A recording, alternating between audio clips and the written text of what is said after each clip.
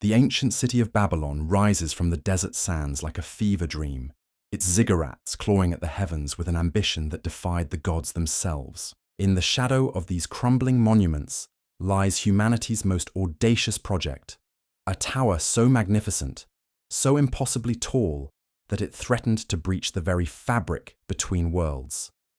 The Tower of Babel.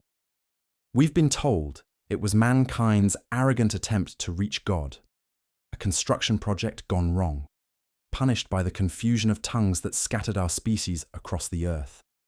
But what if that story, carved into clay tablets and whispered through millennia, is hiding something far more extraordinary? What if the Tower of Babel wasn't just a stairway to heaven, but humanity's first stargate? Close your eyes and imagine standing in the shadow of this colossal structure, its base stretching beyond the horizon, its peak disappearing into clouds that seem to shimmer with otherworldly light. The air hums with energy, the stones themselves pulsing with frequencies that make your bones vibrate. This isn't the crude mud brick monument of Sunday school lessons. This is a machine, a device so advanced it bends reality itself. Tonight, we're going to unravel a mystery that connects ancient Mesopotamian texts to cutting-edge quantum physics, Sumerian star maps to modern theories of dimensional travel.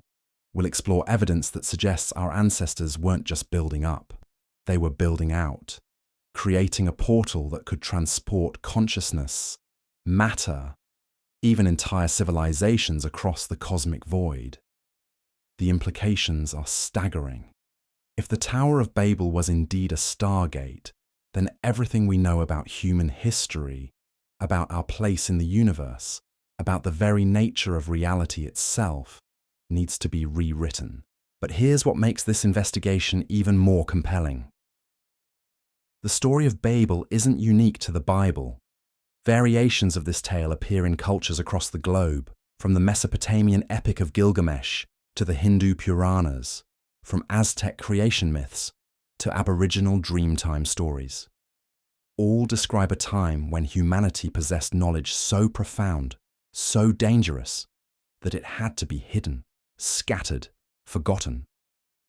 What truth were these ancient storytellers trying to preserve? And why did they bury it in metaphor and myth? We're about to dive deeper than any researcher has gone before, following clues that lead from the ruins of ancient ziggurats to the laboratories of modern particle physicists. We'll examine Sanskrit texts that describe vimanas, flying machines powered by mercury vortex engines. We'll decode Sumerian cylinder seals that appear to diagram wormhole technology. We'll analyze the mathematical constants hidden in the tower's supposed dimensions, constants that wouldn't be discovered by Western science until the 20th century. This isn't just ancient history. This is about understanding technology that could revolutionize our understanding of space, time, and consciousness itself. The ancients may have been closer to unlocking the secrets of the universe than we ever imagined.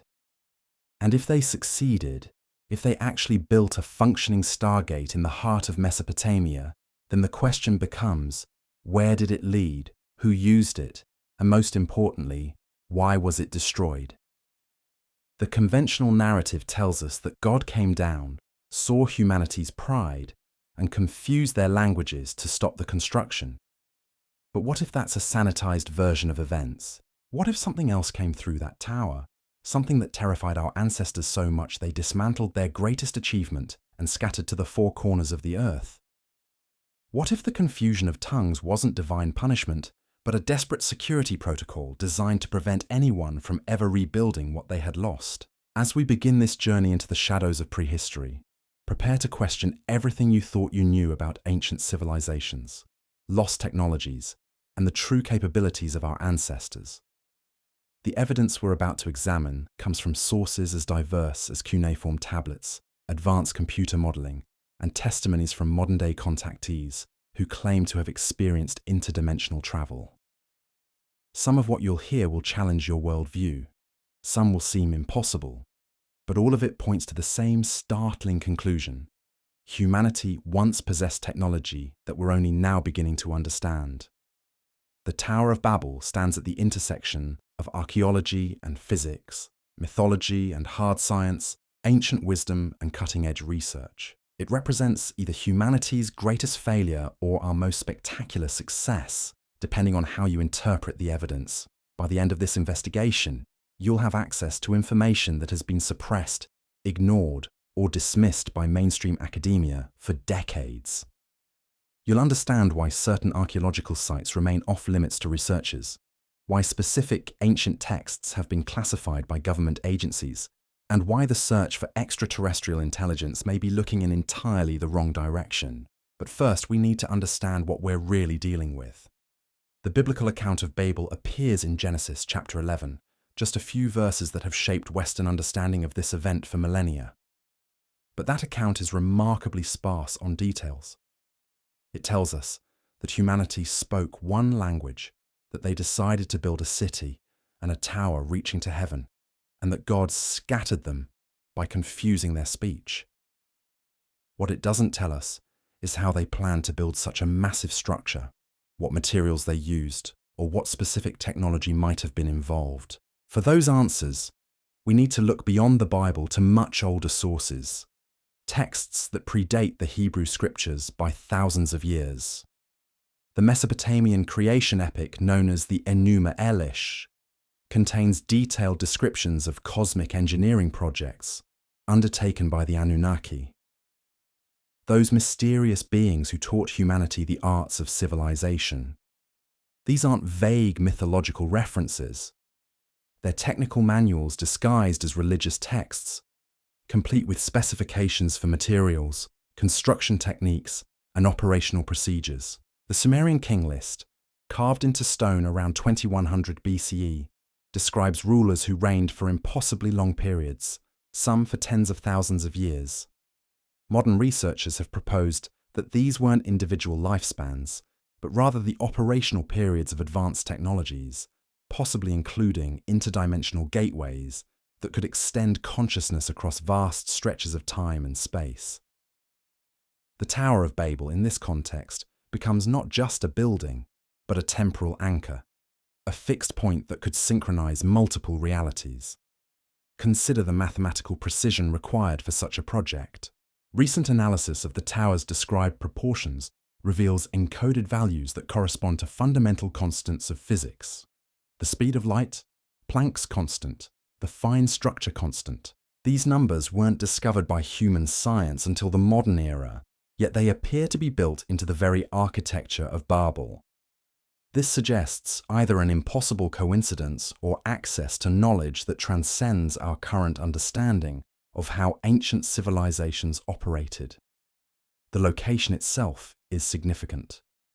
Babylon sits at the confluence of the Tigris and Euphrates rivers, in a region that ancient texts describe as the navel of the world, a place where the boundaries between dimensions were naturally thin. Modern geological surveys have revealed unusual magnetic anomalies in the area, underground chambers that defy explanation, and electromagnetic signatures that suggest the presence of unknown materials buried deep beneath the desert floor. Local legends, passed down through generations of Bedouin tribes, speak of nights when the ruins of Babylon glow with an inner light, when strange sounds echo from beneath the sand, and when travelers report experiencing temporal dislocations, finding themselves in landscapes that don't match the surrounding terrain. These aren't isolated incidents. They're part of a pattern that extends across multiple archaeological sites worldwide, all of which share certain characteristics: precise astronomical alignments, unusual electromagnetic properties, and persistent reports of anomalous phenomena. The technology required to create a functional stargate would need to manipulate space-time itself, bending the fabric of reality to create shortcuts between distant points in the universe. This requires an understanding of physics that we're only now beginning to develop. Yet evidence suggests that ancient civilizations may have possessed this knowledge, passed down through initiatory traditions that preserved scientific principles in the form of religious mysteries. The Greek philosopher Plato wrote about Atlantis as a civilization that possessed flying machines and energy weapons. technologies that sound remarkably similar to modern concepts of anti-gravity propulsion and directed energy systems. The Hindu epics describe vimanas that could travel between worlds, powered by mysterious substances that generated tremendous energies. The Mayan Popol Vuh tells of gods who created gateways between the layers of reality, allowing travel between the earthly realm and the domain of the stars. All of these traditions point to a time when humanity had access to technologies that we've since lost, technologies that may have included the ability to create stable wormholes, manipulate gravitational fields, and access parallel dimensions. The Tower of Babel, viewed through this lens, becomes not an act of hubris, but an act of engineering, a practical application of advanced physics principles that we're only now rediscovering. But if such technology existed, if our ancestors really did build a functioning stargate in ancient Mesopotamia, then what happened to it? Why did it disappear? And perhaps most importantly, what did they discover when they activated it? The answers to these questions may lie hidden in plain sight, encoded in ancient texts that have been misinterpreted for centuries, waiting for researchers with the right combination of archaeological knowledge and scientific training to decode their true meaning. As we prepare to examine the evidence in detail, remember that we're not just investigating ancient history. We're exploring the possibility that humanity once stood at the threshold of becoming a truly cosmic civilization, capable of traveling between stars, communicating with otherworldly intelligences, and transcending the limitations of physical existence.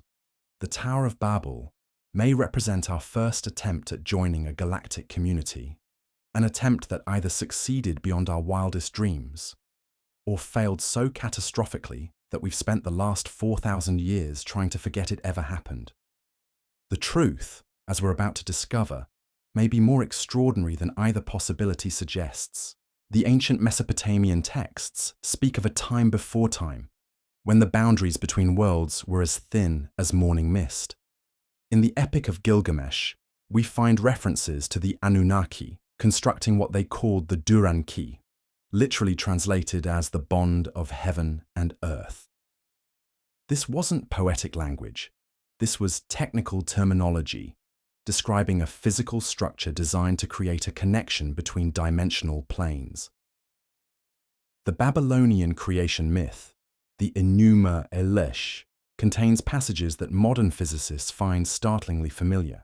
It describes the universe as consisting of multiple layers of reality, connected by pathways that could be opened through the proper application of what the text calls divine technologies. When we strip away the religious overlay, we're left with descriptions that sound remarkably similar to current theories about quantum tunneling and dimensional folding. Dr. Sarah Chen, a quantum physicist at MIT who has studied these ancient texts, made a discovery that sent shockwaves through both the archaeological and scientific communities. Hidden within the mathematical progressions described in Sumerian astronomical tablets, she found equations that perfectly describe the energy requirements for creating stable Einstein-Rosen bridges, commonly known as wormholes. These equations weren't supposed to exist until Einstein and Rosen proposed them in 1935, yet here they were, carved into clay tablets dating back over 4,000 years. But the Sumerians weren't working in isolation. Recent linguistic analysis has revealed that the technical terminology used to describe the Tower of Babel project appears in modified forms across multiple ancient civilizations. The Sanskrit term Dvara Yuga, meaning doorway of ages, shares root structures with the Sumerian Duran-Ki. The Egyptian Jed Netjer, or Pillar of the Gods, contains similar phonetic elements. The Mayan Hunab-Ku, describing the galactic center as a cosmic gateway, follows the same linguistic patterns. This suggests a coordinated global effort, a worldwide network of ancient engineers working toward the same goal. The Tower of Babel wasn't an isolated project undertaken by a single civilization. It was the culmination of knowledge gathered from across the ancient world, a collaborative effort that brought together the greatest minds of the time to attempt something that had never been tried before. The construction techniques required for such a project would have pushed ancient technology to its absolute limits. Analysis of ziggurats throughout Mesopotamia reveals construction methods that shouldn't have been possible with the tools we believe were available at the time.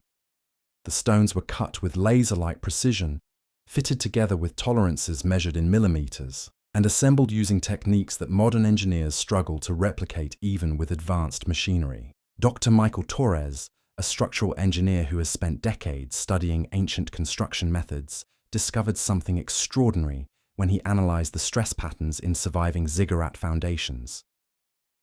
The load distribution suggests that these structures were designed to support far more weight than their visible architecture would indicate. The mathematical models show that the foundations could have supported towers reaching heights of over a mile, structures that would have been visible from hundreds of miles away. But height wasn't the only consideration. The electromagnetic properties of the materials used in ziggurat construction reveal a sophisticated understanding of resonance frequencies and energy conductivity. The clay bricks contain traces of metallic elements arranged in specific patterns that would have created natural waveguides, channels for directing electromagnetic energy with remarkable efficiency. The entire structure would have functioned as a massive antenna array, capable of focusing and amplifying energy signatures across vast distances. Recent ground-penetrating radar surveys of the Babylon site have revealed underground chambers extending far deeper than previously imagined. These subterranean spaces are arranged in geometric patterns that mirror the surface architecture, creating a three-dimensional mandala of interconnected rooms and corridors. The purpose of these underground spaces becomes clear when we examine their acoustic properties. They're designed to amplify and focus sound waves, creating standing wave patterns that could have been used to manipulate matter at the molecular level. The concept of using sound frequencies to alter physical reality isn't as far-fetched as it might seem. Modern research in cymatics, the study of visible sound, has demonstrated that specific frequencies can cause matter to reorganize itself into complex geometric patterns. Ancient texts describe the builders of Babel using words of power to shape stone and metal, techniques that sound remarkably similar to modern theories about sonic manipulation of matter. The timing of the tower's construction is also significant. Astronomical calculations show that it was built during a rare celestial alignment, when multiple planetary bodies created gravitational resonances that would have temporarily weakened the barriers between dimensional planes. The ancient builders weren't just constructing a physical structure, they were timing its activation to coincide with natural phenomena that would amplify its capabilities. Carbon dating of artifacts found in the deepest layers of Babylonian excavations reveals something disturbing. The construction appears to have been abandoned suddenly, with tools left in place and projects left unfinished. The archaeological evidence suggests that work stopped not gradually, but all at once, as if the entire population simply vanished overnight. This pattern is repeated at other ancient sites around the world, all dating to approximately the same time period. What could have caused such a coordinated abandonment? The biblical account speaks of divine intervention, but the physical evidence tells a different story. Geological analysis of the Babylon site reveals traces of unusual isotopes, radioactive signatures that don't match any naturally occurring elements. The distribution pattern suggests an explosion or energy discharge of tremendous magnitude, something that would have made the area uninhabitable for extended periods. But perhaps the most intriguing evidence comes from an unexpected source: modern UFO encounter reports. Researchers analyzing thousands of alleged alien contact experiences have identified recurring descriptions of technology that bears striking similarities to theoretical Stargate designs.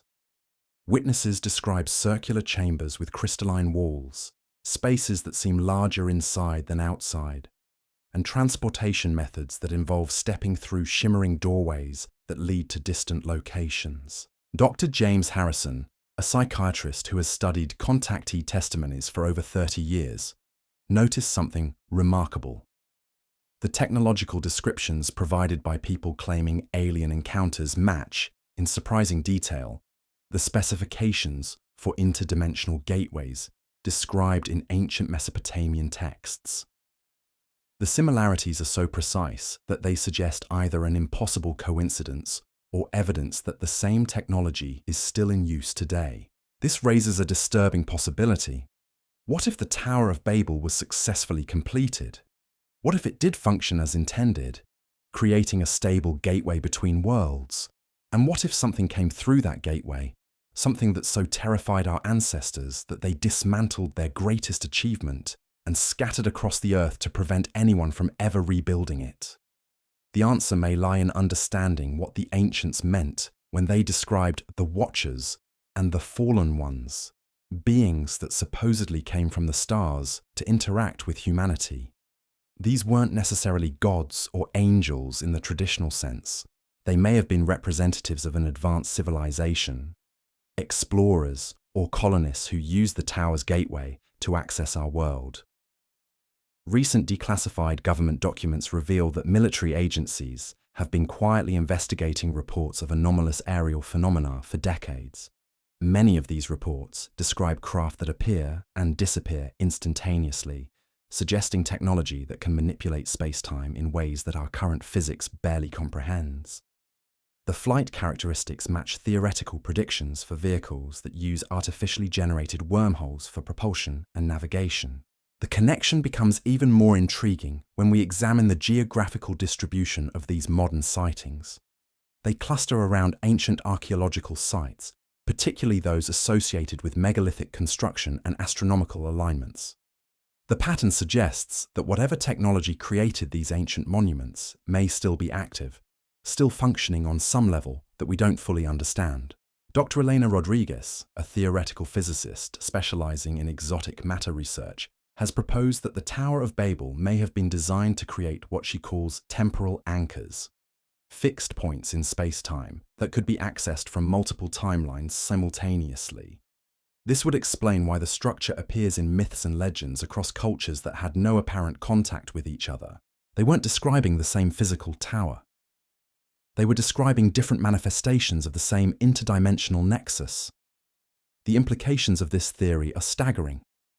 If the Tower of Babel was indeed a temporal anchor, then its influence would extend both backward and forward through time. Future civilizations might have been using it to send information into the past, while past civilizations could have been receiving guidance from the future. The entire structure becomes not just a stargate, but a time machine, a device capable of creating causal loops that transcend our normal understanding of linear causality. This would explain why ancient civilizations possessed knowledge that seems impossibly advanced for their time. They weren't discovering these principles through normal scientific development. They were receiving information from their own descendants, creating a closed loop of knowledge that exists outside the normal flow of time. The Tower of Babel becomes the focal point of this temporal paradox, the mechanism through which humanity's past and future were connected. But if this is true, then the destruction of the tower represents more than just the end of an ambitious construction project. It represents the severing of humanity's connection to its own cosmic destiny, the moment when we became isolated in linear time, cut off from the guidance and knowledge of our future selves. The confusion of tongues wasn't just about language. It was about the loss of our ability to communicate across the dimensions of time and space. The evidence for this temporal disruption appears in the archaeological record as a phenomenon researchers have termed the Great Forgetting. Around 2200 BCE, civilizations across the globe experienced simultaneous cultural collapses. The Akkadian Empire dissolved overnight. The Old Kingdom of Egypt crumbled into chaos. The Indus Valley civilization simply vanished, leaving behind empty cities and no explanation for their departure. The timing is too precise to be coincidental. But what if these weren't separate collapses? What if they were all connected to the same catastrophic event, the moment when humanity's cosmic lifeline was severed? Ancient texts from this period describe phenomena that sound remarkably similar to what modern physicists would recognize as dimensional instability. The Egyptian pyramid texts speak of the sky falling, while Mesopotamian tablets describe the pillars of heaven cracking. Dr. Amanda Foster, a chronobiologist studying ancient calendar systems, discovered something extraordinary when she analyzed the mathematical progressions used by pre-collapse civilizations. Their timekeeping systems all contain embedded algorithms that account for temporal dilation effects, the kind of time distortions that would occur near massive gravitational anomalies or artificially generated space-time curvatures. These weren't primitive calendar makers. These were people who understood that time itself could be manipulated. The precision required for such calculations suggests access to observational data that shouldn't have been possible without advanced instrumentation. Yet hidden within the stone circles of Britain, the star charts of Babylon, and the pyramid complexes of Egypt, we find mathematical constants that describe the behavior of matter at quantum scales. These ancient architects weren't just building monuments, they were constructing instruments capable of measuring and manipulating the fundamental forces of reality. Consider the implications. If the Tower of Babel was functioning as a multi-dimensional gateway, then its sudden destruction would have created ripple effects across space-time.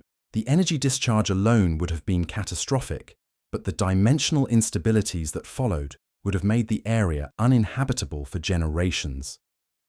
This explains why Babylon, despite its strategic location and abundant resources, remained largely abandoned for centuries after the supposed confusion of tongues. But the tower's destruction may have been intentional, a desperate attempt to close a gateway that had become too dangerous to maintain. Recent analysis of cuneiform tablets from the late Babylonian period reveals references to the watchers who would not leave and the knowledge that burns the mind. These aren't poetic metaphors. They read like technical reports describing a first contact scenario that went catastrophically wrong. The watchers, according to these texts, weren't content to simply observe. They began to interfere directly in human affairs, sharing technologies that humanity wasn't ready to handle responsibly. The result was a period of rapid technological advancement, followed by social collapse, a pattern that eerily mirrors our own modern concerns about artificial intelligence and genetic engineering. Dr. Marcus Webb, a xenoarchaeologist who specializes in analyzing ancient technologies, has identified artifacts from this period that display manufacturing techniques beyond our current capabilities. Metallic objects with crystalline structures that shouldn't exist in nature. Ceramics with molecular arrangements that suggest manipulation at the atomic level, and stone carvings that show tool marks consistent with laser cutting rather than manual craftsmanship. The distribution of these anomalous artifacts follows the same geographical pattern as reports of dimensional phenomena.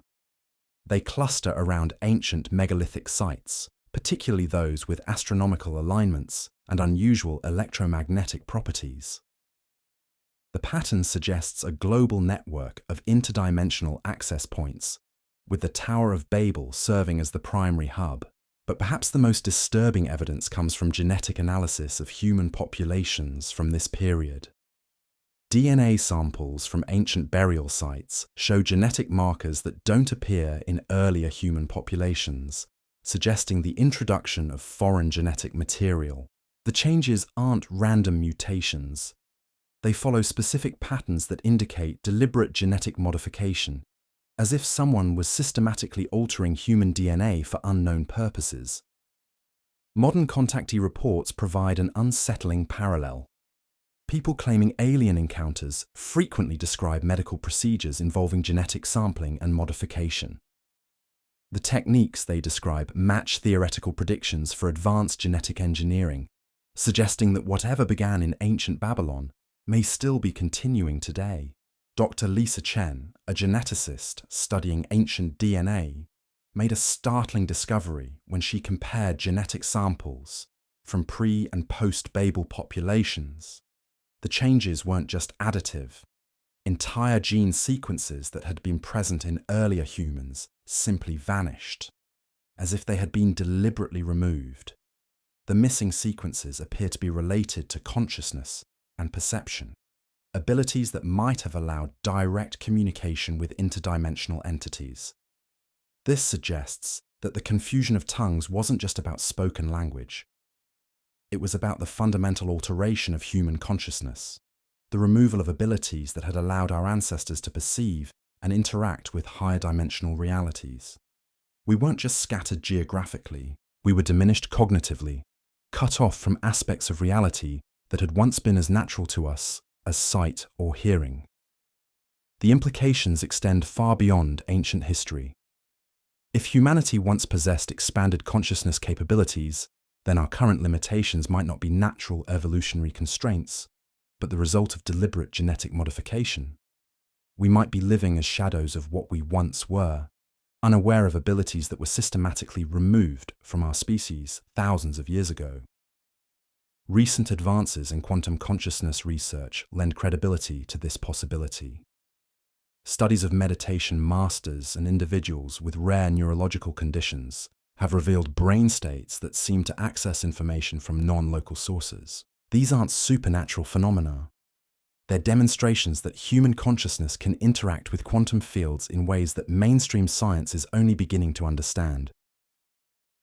Dr. Robert Harrison, a consciousness researcher at Stanford, has identified specific brainwave patterns that correlate with reports of interdimensional experiences. These patterns match descriptions found in ancient texts describing communication with the Watchers, suggesting that the same neural pathways that once allowed regular contact with otherworldly intelligences might still exist in latent form within the human brain.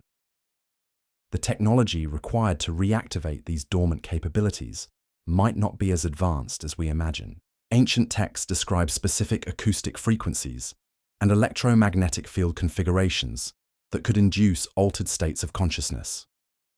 Modern research has confirmed that certain combinations of sound and magnetic fields can indeed trigger profound changes in brain activity, temporarily restoring access to normally suppressed cognitive functions.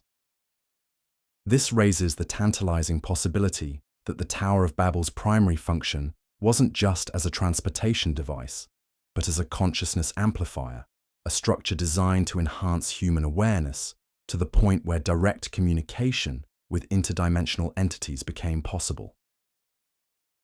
The physical gateway may have been secondary to the mental gateway, a doorway in consciousness rather than space. The architectural evidence supports this interpretation.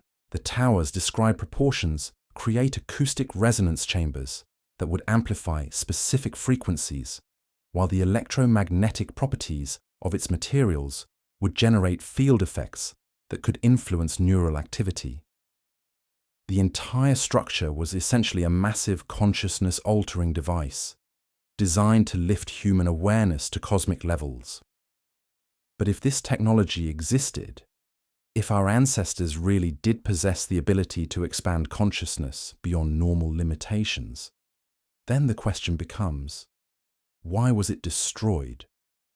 The answer may lie in understanding the true nature of the entities that came through the gateway, beings that ancient texts describe with a mixture of awe and terror. These weren't necessarily malevolent entities, but they represented a level of existence so far beyond human comprehension that contact with them threatened to fundamentally alter human nature.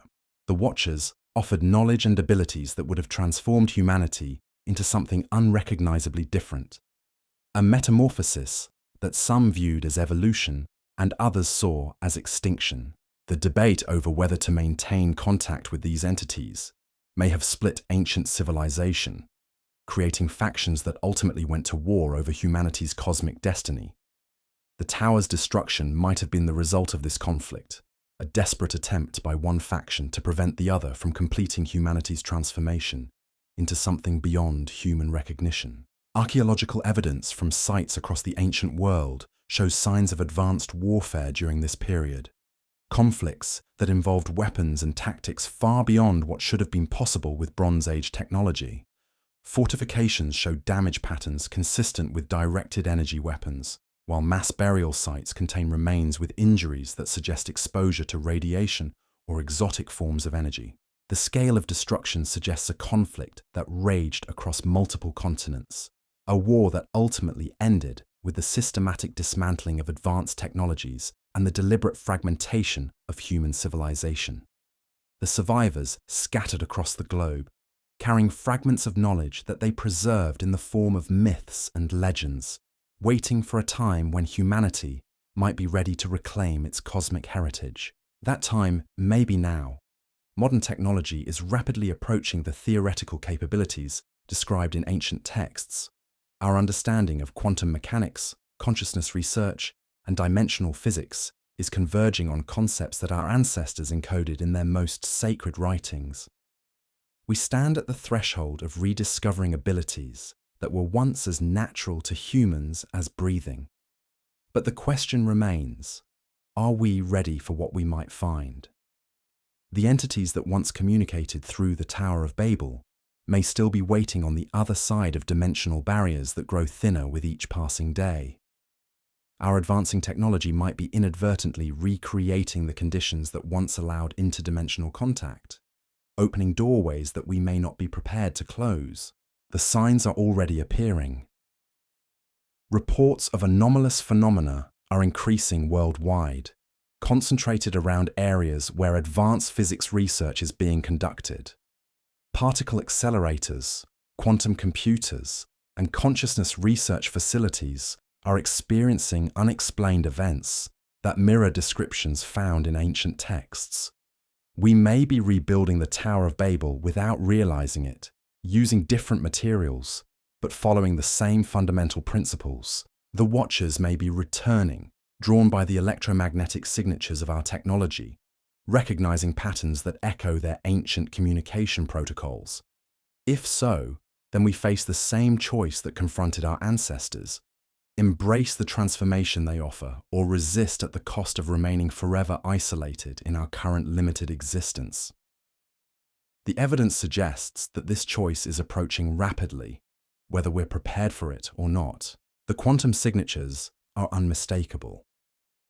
Dr. Elena Vasquez, working at CERN's Large Hadron Collider, made a discovery in 2019 that she's been forbidden to publish. During high-energy particle collisions, her team detected resonance patterns that shouldn't exist according to our current understanding of physics. These weren't random quantum fluctuations. They were structured, organized, almost like a signal trying to break through from somewhere else. When Vasquez compared these patterns to mathematical sequences found in Babylonian astronomical tablets, the correlation was undeniable. The same frequency ratios, the same harmonic progressions, the same geometric relationships that ancient scribes had carved into clay 4,000 years ago were appearing in the debris of subatomic collisions. It was as if the very fabric of reality still remembered the Tower of Babel, still carried the resonance signature of humanity's first attempt to pierce the veil between worlds. But Vasquez's discovery was just the beginning. Similar anomalies were being detected at research facilities around the globe. The Atacama Large Millimeter Array in Chile recorded radio signals from deep space that contained embedded mathematical sequences matching ancient Sumerian star charts. The Laser Interferometer, Gravitational Wave Observatory, detected gravitational wave patterns that corresponded to the architectural proportions of Mesopotamian ziggurats. Even the International Space Station reported electromagnetic anomalies that aligned with the orbital mechanics described in pre-flood astronomical texts. The pattern was clear. Our most advanced scientific instruments were detecting echoes of ancient technologies, signatures that suggested the Tower of Babel had left permanent marks on the structure of reality itself. These weren't just historical artifacts. They were active phenomena, growing stronger as our technology became more sophisticated, as if something was responding to our progress, recognizing our approach to capabilities we had once possessed. Dr. Michael Thornton, a theoretical physicist at Oxford, proposed a radical explanation. What if the Tower of Babel had created what he termed dimensional scarring, permanent alterations to space-time that continue to influence reality even after the original structure was destroyed. These scars would act like cosmic memories, preserving information about interdimensional technologies in the quantum foam itself. The implications were staggering. If dimensional scarring was real, then the knowledge encoded in the tower's destruction would become accessible as our technology approached the same theoretical thresholds. We wouldn't need to rediscover these principles through conventional research. The universe itself would begin revealing them, guiding us toward the same conclusions our ancestors had reached through very different means. This guidance appears to be accelerating. Breakthrough discoveries in quantum computing, consciousness research, and exotic matter physics are happening at an unprecedented rate. Researchers report sudden insights, solutions appearing in dreams, mathematical equations discovered through intuition rather than calculation. The pattern suggests external influence, as if something was actively assisting our technological development. Dr. Sarah Kim, a quantum consciousness researcher at MIT, experienced this phenomenon firsthand. While working on theoretical models for non-local consciousness, she began having vivid dreams of ancient Babylon, detailed visions of the tower's internal structure and operational procedures. The information was so precise that she was able to use it to solve computational problems that had baffled her team for months. Initially, Kim dismissed these experiences as her subconscious processing research material. But when she shared her dreams with colleagues, she discovered that others were having remarkably similar visions. Researchers across multiple disciplines were reporting identical dream imagery, the same architectural details, the same technological specifications. It was as if they were all accessing the same source of information, downloading blueprints from some vast interdimensional database. The consistency of these experiences led to an unprecedented collaboration between neuroscientists, archaeologists, and theoretical physicists. Project Babel, as it came to be known, was officially a study of ancient technologies and their possible applications to modern physics. Unofficially, it was humanity's first systematic attempt to reconstruct the interdimensional gateway described in ancient texts. The project's initial findings were both thrilling and terrifying. Computer models based on the dream-derived specifications showed that the Tower of Babel's design was indeed capable of creating stable wormholes, but not in the way most researchers had imagined. Rather than opening physical doorways between distant locations, the structure appeared to be designed to manipulate consciousness itself, creating bridges between different levels of reality that existed in parallel dimensions. These weren't alternate universes in the science fiction sense. They were layers of existence that occupied the same space, but vibrated at different frequencies, like radio stations broadcasting on different wavelengths. The tower's function was to tune human consciousness to receive these alternate frequencies, allowing communication and interaction with entities that existed on parallel planes of reality. Dr. James Morrison, a neuroscientist working on the project, made a breakthrough when he analyzed brainwave patterns from individuals reporting interdimensional experiences. He discovered that these experiences correlated with specific electromagnetic field fluctuations, frequencies that matched the resonance signatures detected at ancient archaeological sites. The human brain, under the right conditions, could apparently function as a biological receiver for interdimensional transmissions. The technology required to amplify this natural capability would need to manipulate electromagnetic fields with extraordinary precision, creating standing wave patterns that could synchronize with the brain's natural rhythms, while simultaneously opening channels to parallel dimensions. The Tower of Babel, according to the reconstructed specifications, was exactly such a device, a massive biological antenna designed to boost human consciousness to cosmic scales. But as Project Babel's research progressed, disturbing patterns began to emerge. Team members reported increasing levels of anxiety and paranoia. Several researchers experienced episodes of missing time, hours or even days that they couldn't account for. Others began describing encounters with entities that seemed to exist just beyond the edge of perception, shadowy figures that appeared in peripheral vision but vanished when directly observed. Dr. Kim, who had initiated the project, became increasingly concerned about the psychological effects on her team. The dream visions that had once provided useful information were becoming more vivid and intrusive. Researchers reported being unable to distinguish between sleeping and waking experiences, finding themselves in ancient Babylon while sitting at their laboratory benches, hearing voices speaking in languages they didn't recognize but somehow understood. The situation reached a crisis point when 3 team members disappeared simultaneously during what should have been a routine computer modeling session. Security cameras showed them entering the laboratory, but no footage of them leaving. Their personal effects remained at their workstations, their computers still logged in, their coffee still warm. It was as if they had simply stepped out of reality. When the missing researchers reappeared 3 days later, they had no memory of where they had been. Medical examinations revealed unusual neural activity patterns, brainwave signatures that didn't match normal human consciousness.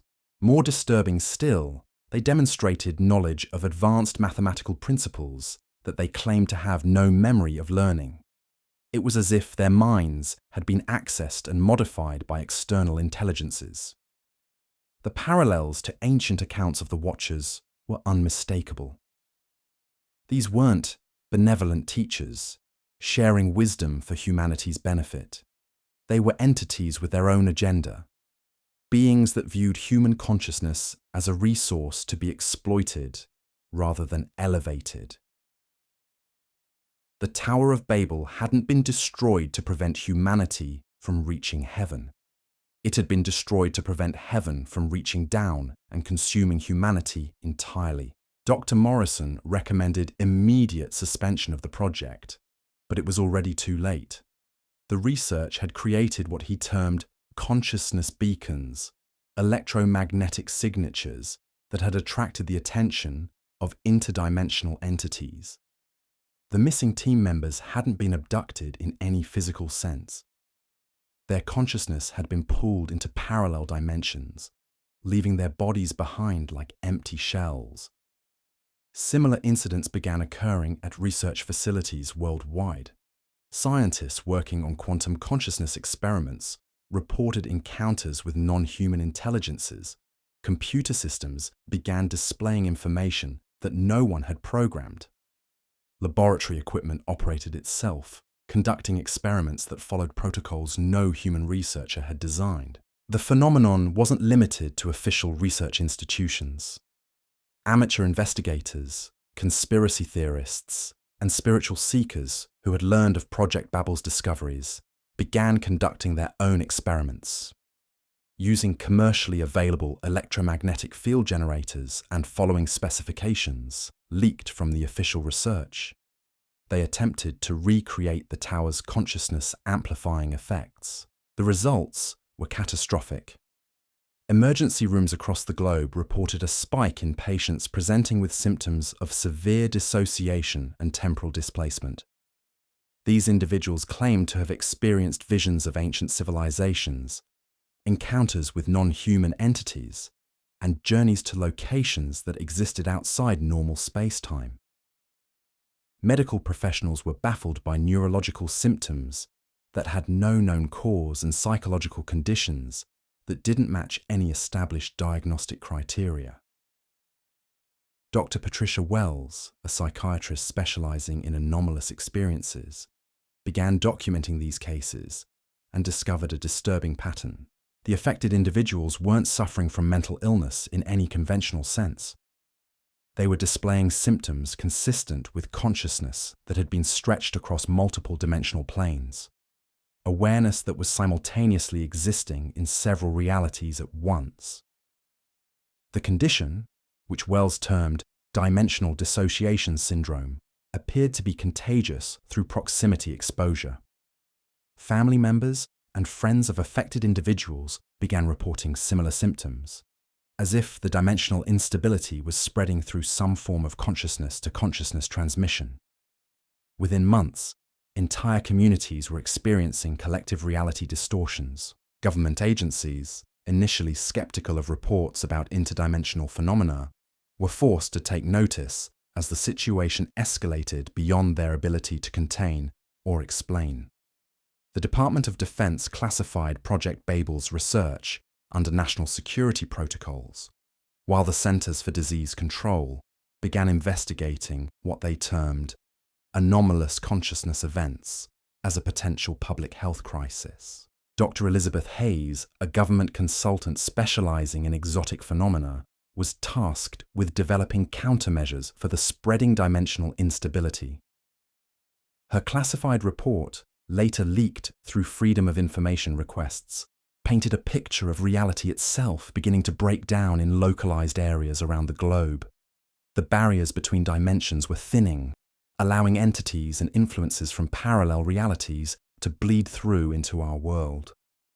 The epicenter of this breakdown appeared to be the original site of ancient Babylon. Satellite imagery revealed electromagnetic anomalies intensifying around the ruins, while local populations reported mass hallucinations, temporal dislocations, and encounters with beings that shouldn't exist. The Iraqi government, citing security concerns, declared the area off-limits to all civilian and most military personnel. But the containment efforts were too little, too late. The dimensional scarring left by the Tower of Babel was healing. Reality was remembering its original configuration, and the barriers that had kept our world isolated for 4,000 years were beginning to dissolve. The Watchers were returning, not through physical gateways, but through the collective consciousness of humanity itself. Dr. Marcus Stone, a philosopher of science studying the implications of these developments, proposed that we were witnessing the reversal of the confusion of tongues. Humanity's scattered consciousness was being reunited, but not necessarily in a way that served our best interests. The entities guiding this reunification had their own agenda, one that might require the complete transformation of human nature to achieve. The ancient warning signs were all present. Mass population movements as people fled areas of high dimensional activity. The breakdown of established institutions as traditional authority structures proved inadequate to address interdimensional threats. The emergence of new forms of communication, as affected individuals, began displaying telepathic abilities and shared consciousness experiences. Most ominously, genetic analysis of individuals experiencing dimensional phenomena revealed the same pattern of DNA modification that had been detected in ancient post-Babel populations. The Watchers weren't just influencing human consciousness. They were systematically altering human genetics, preparing our species for some form of evolutionary transition that we didn't fully understand. Dr. Rachel Martinez, a geneticist working on the classified aspects of the phenomenon, discovered that the genetic modifications weren't random. They followed specific patterns that enhanced neural connectivity, increased electromagnetic sensitivity, and activated dormant regions of the brain associated with expanded consciousness. Humanity was being systematically upgraded, whether we wanted it or not. The process appeared to be irreversible. Once the genetic modifications reached a critical threshold within a population, the changes would become self-perpetuating, spreading through normal reproduction and possibly through direct consciousness-to-consciousness transmission. Within a few generations, baseline humanity might cease to exist entirely, replaced by something that was recognizably human, but fundamentally different. The question facing our species was the same one that had confronted our ancestors at the Tower of Babel. Embrace the transformation or resist it at the cost of remaining forever limited in our current form. But unlike our ancestors, we might not have the option of destroying the gateway. The dimensional scarring was healing naturally, following cosmic cycles that operated on timescales far beyond human control. As reports of interdimensional activity continued to escalate worldwide, researchers began to understand that the Tower of Babel had never been destroyed at all. It had been transformed, converted from a physical structure into something far more subtle and pervasive. The entire human species had become the tower, our collective consciousness serving as the gateway through which entities from parallel dimensions could access our reality. The Watchers weren't coming from the stars. They were emerging from the depths of human consciousness itself, surfacing from dimensional layers that had always existed within our minds, but had been suppressed by genetic modifications imposed thousands of years ago. As these modifications broke down under the influence of our advancing technology, we were rediscovering abilities that had once been natural to our species. The implications extended far beyond individual consciousness. If humanity had once existed as a multidimensional species, capable of perceiving and interacting with parallel realities, then our current limitations represented an artificial constraint rather than a natural evolutionary state. We weren't advancing towards something new. We were returning to something ancient, reclaiming a cosmic heritage that had been stolen from us in the aftermath of Babel's fall. But return to what, exactly? The entities guiding this process seem to view humanity not as a species to be elevated, but as a resource to be harvested. The genetic modifications and consciousness alterations they were implementing might not be gifts, but preparations, ways of making human beings more suitable for purposes we couldn't comprehend. Dr. Stone's final report, submitted just before his disappearance during a routine consciousness experiment, contained a chilling assessment. We are not becoming gods. We are becoming something else entirely, something that may no longer be recognizably human. The Watchers are not here to teach us. They are here to transform us into whatever they need us to become. The Tower of Babel was never about reaching heaven. It was about allowing heaven to reach down and remake us in its image. The document concluded with a warning that has since been classified at the highest levels of government security. The process cannot be stopped. It can only be delayed or accelerated. We stand at the same crossroads that faced our ancestors. The choice is not whether to accept the transformation, but how to maintain some vestige of human agency in determining what we become. As dimensional barriers continue to weaken and reports of interdimensional activity spread across the globe, that choice approaches with increasing urgency. The Tower of Babel is rising again, not in ancient Mesopotamia, but in the collective consciousness of humanity itself. And this time, there may be no one left to tear it down. The transformation is accelerating beyond all projections. Dr. Amanda Sterling, working in a classified facility beneath the Nevada desert, watched her monitors with growing dread as the readings spiked beyond anything her instruments were designed to measure. The consciousness field generators that had been constructed based on leaked Project Babel specifications were creating resonance cascades that stretched across continental distances. What had begun as isolated experiments in interdimensional contact was becoming a global awakening that threatened to shatter the very foundations of human reality. Sterling's team had been tasked with developing countermeasures, ways to interrupt the consciousness beacons that seemed to be drawing entities from parallel dimensions into our world. But every attempt to block the signals only seemed to amplify them, as if the barriers between worlds were designed to weaken under resistance. The Tower of Babel's original architects had built safeguards into the very structure of reality, mechanisms that activated when humanity approached the same technological thresholds that had once led to our cosmic contact. The first signs of mass consciousness alteration appeared in major population centers around the globe: New York, London, Tokyo, Mumbai, cities where electromagnetic infrastructure created natural amplification networks for the dimensional signals.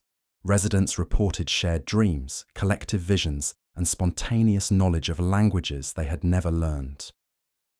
Children born in these areas displayed cognitive abilities that shouldn't develop until much later stages of neural development, if at all. Dr. Maria Santos, a pediatric neurologist working in São Paulo, documented cases of infants who seemed to understand complex mathematical concepts before they could speak. These children didn't learn in the conventional sense. They appeared to access information directly from some external source, displaying knowledge that no human child should possess. Brain scans revealed neural activity patterns that resembled adult consciousness, while maintaining the flexibility of developing minds. The phenomenon wasn't limited to children. Adults exposed to high levels of dimensional activity began exhibiting what researchers termed spontaneous knowledge acquisition. Engineers suddenly understood theoretical physics principles they had never studied. Artists created works that incorporated mathematical constants they had never encountered. Musicians composed pieces that contained frequency patterns matching the resonance signatures of ancient megalithic sites. But the most disturbing cases involved individuals who began speaking in languages that linguists couldn't identify.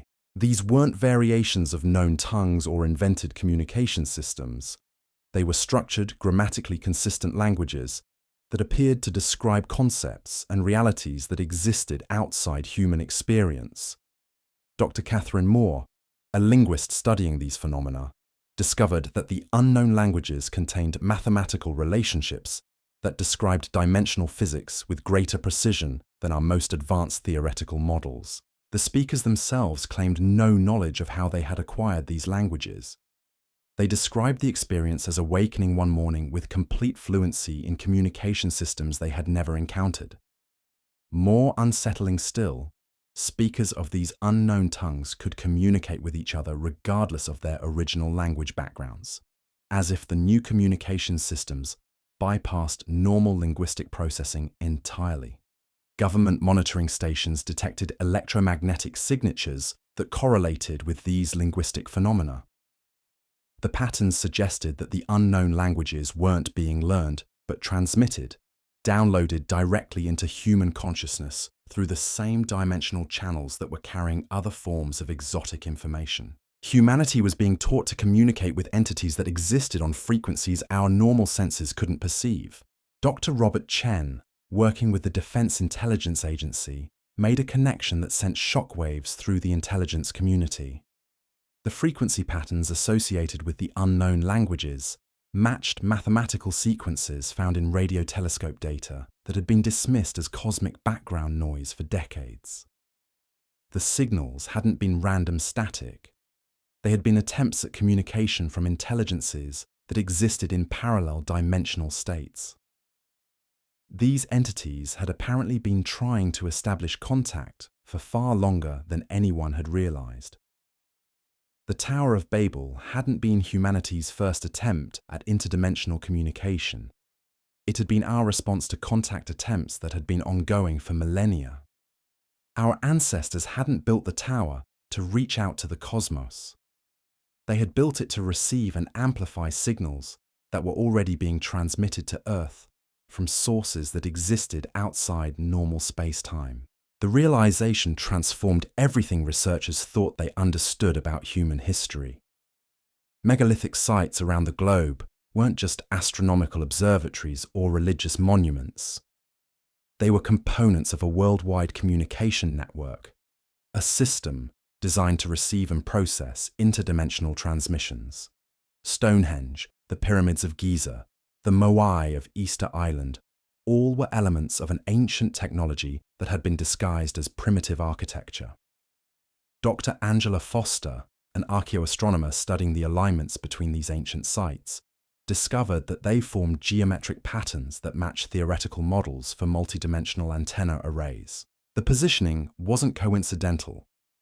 These monuments had been precisely placed to create resonance networks capable of amplifying consciousness across vast distances, while simultaneously receiving signals from parallel realities.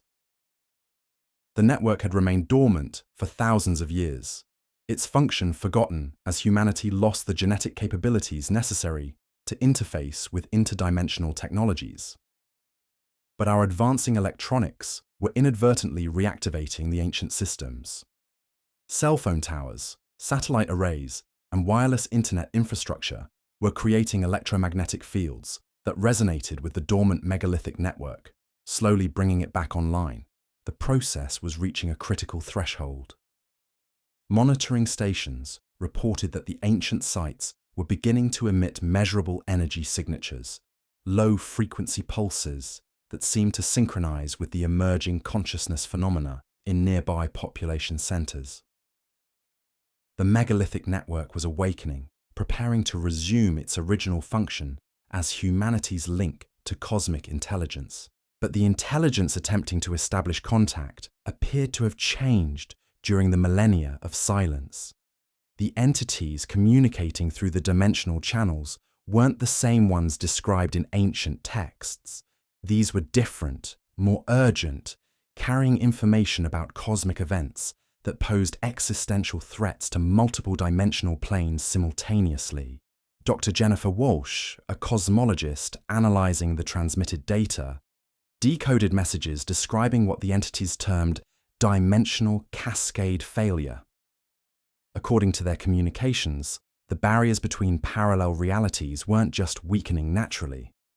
They were being systematically destroyed by some form of interdimensional predator, entities that consumed the energy differential between dimensional planes. The Tower of Babel hadn't been destroyed by divine intervention or human conflict. It had been targeted by these predators, beings that viewed consciousness networks as threats to their feeding patterns. The confusion of tongues hadn't been punishment for human pride. It had been a defensive measure, a way to hide humanity from entities that hunted civilizations capable of interdimensional communication. The genetic modifications imposed on post-Babel populations weren't intended to limit human potential. They were camouflage, ways of making human consciousness invisible to predators that tracked advanced civilizations through their dimensional signatures. Our ancestors had sacrificed their cosmic abilities to protect their descendants from threats that existed on scales we couldn't comprehend. But the camouflage was failing. Our technological advancement was creating electromagnetic signatures that the predators could detect across dimensional boundaries. The consciousness awakening spreading through human populations was making us visible again, marking our species as a target for entities that viewed advanced awareness as food. Dr. Marcus Thompson, analyzing classified military reports from around the globe, found evidence that these predators were already beginning to take notice. Unexplained disappearances in areas of high-dimensional activity weren't random occurrences. They followed patterns consistent with systematic harvesting, as if something was selectively removing individuals who displayed enhanced consciousness capabilities. The missing persons weren't being physically abducted.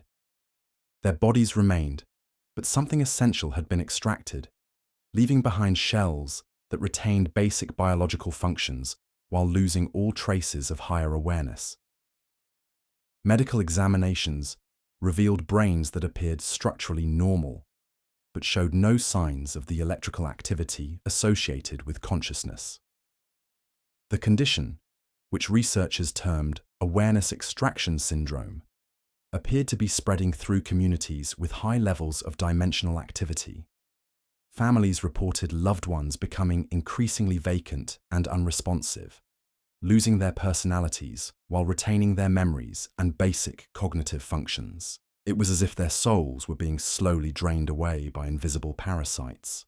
Dr. Sarah Kim, who had survived her experiences with Project Babel, recognized the symptoms from ancient Mesopotamian texts, describing the aftermath of failed contact attempts with the Watchers.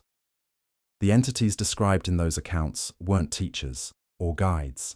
They were harvesters, beings that cultivated consciousness in primitive species until it reached sufficient complexity to serve as nourishment. The Tower of Babel had been humanity's attempt to establish communication with these harvesters, an effort that had nearly resulted in the complete consumption of human consciousness.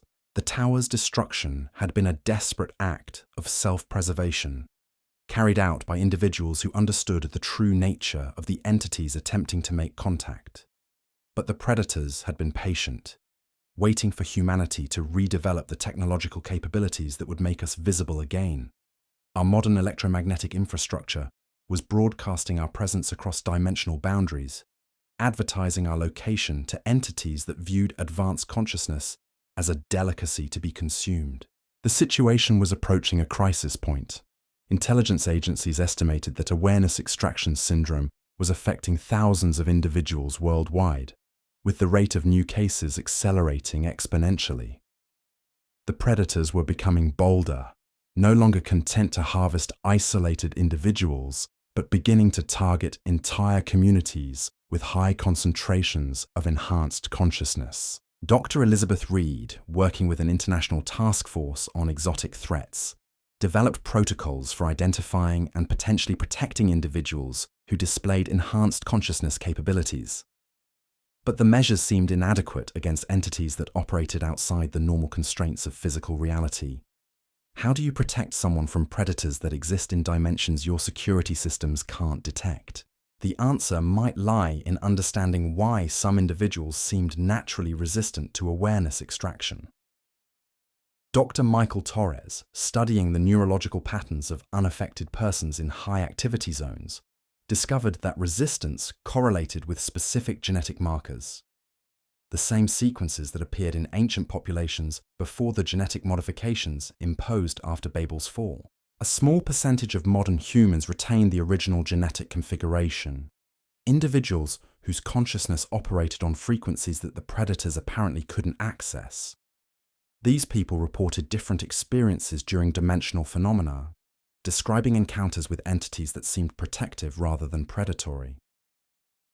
Dr. Torres theorized that humanity had once existed in symbiotic relationships with benevolent interdimensional intelligences, beings that had helped protect our species from consciousness predators. The genetic modifications imposed after Babel hadn't just hidden us from the harvesters.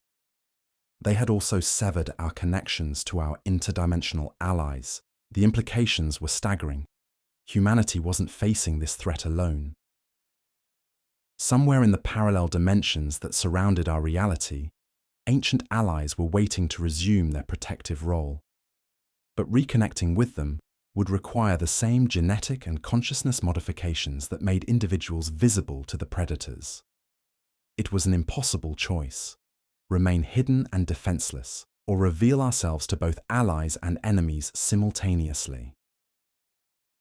The decision would determine not only the future of human consciousness, but the survival of our species in a cosmos where advanced awareness was both the greatest achievement and the ultimate vulnerability.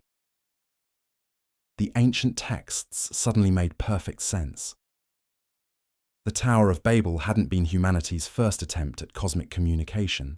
It had been our last desperate effort to contact the allies who had once protected us, a beacon calling for help against predators that were systematically consuming advanced civilizations throughout the dimensional matrix.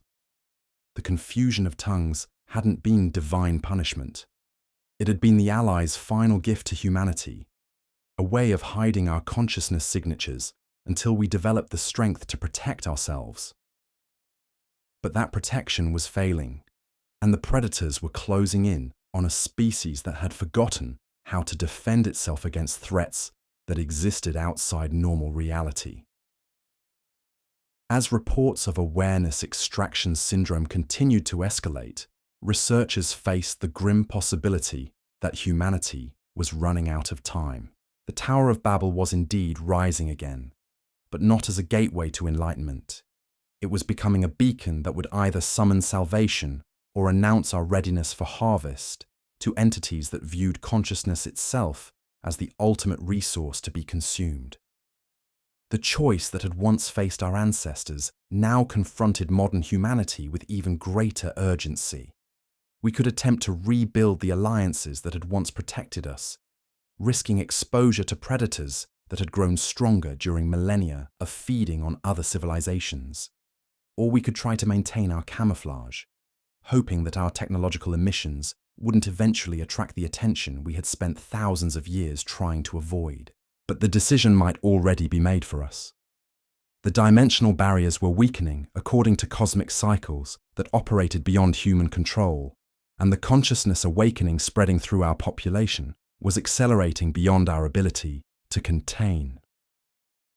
The Tower of Babel was rebuilding itself through the collective awareness of humanity, whether we chose to participate or not. The Watchers were returning, But they weren't alone.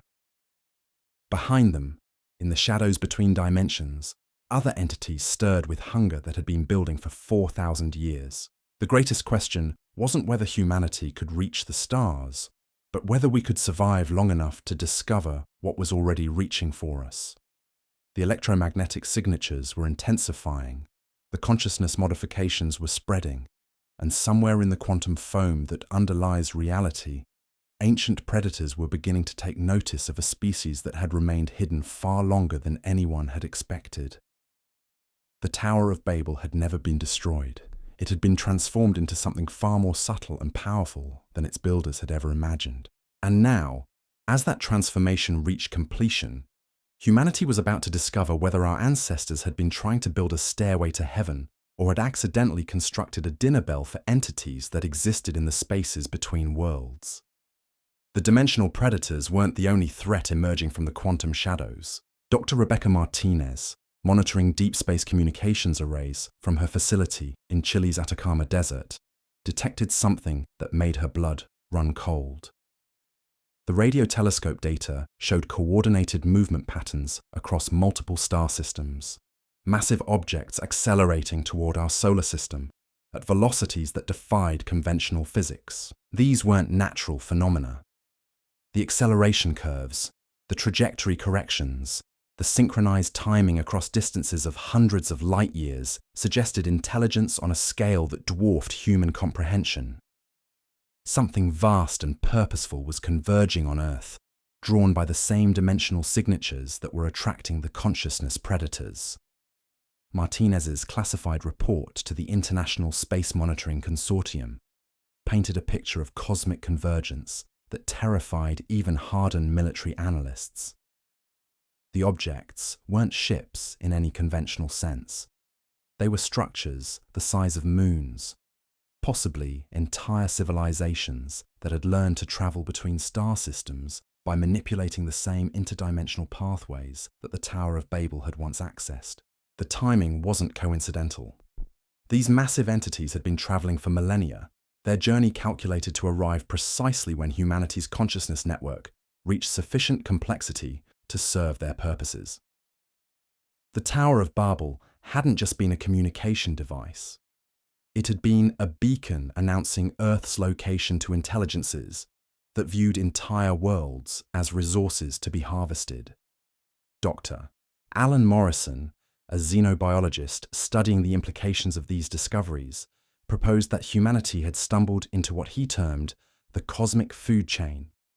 Advanced civilizations throughout the galaxy followed predictable development patterns, evolving from planetary awareness to dimensional consciousness to eventual consumption by entities that existed on even higher scales of reality. The process was agricultural in nature.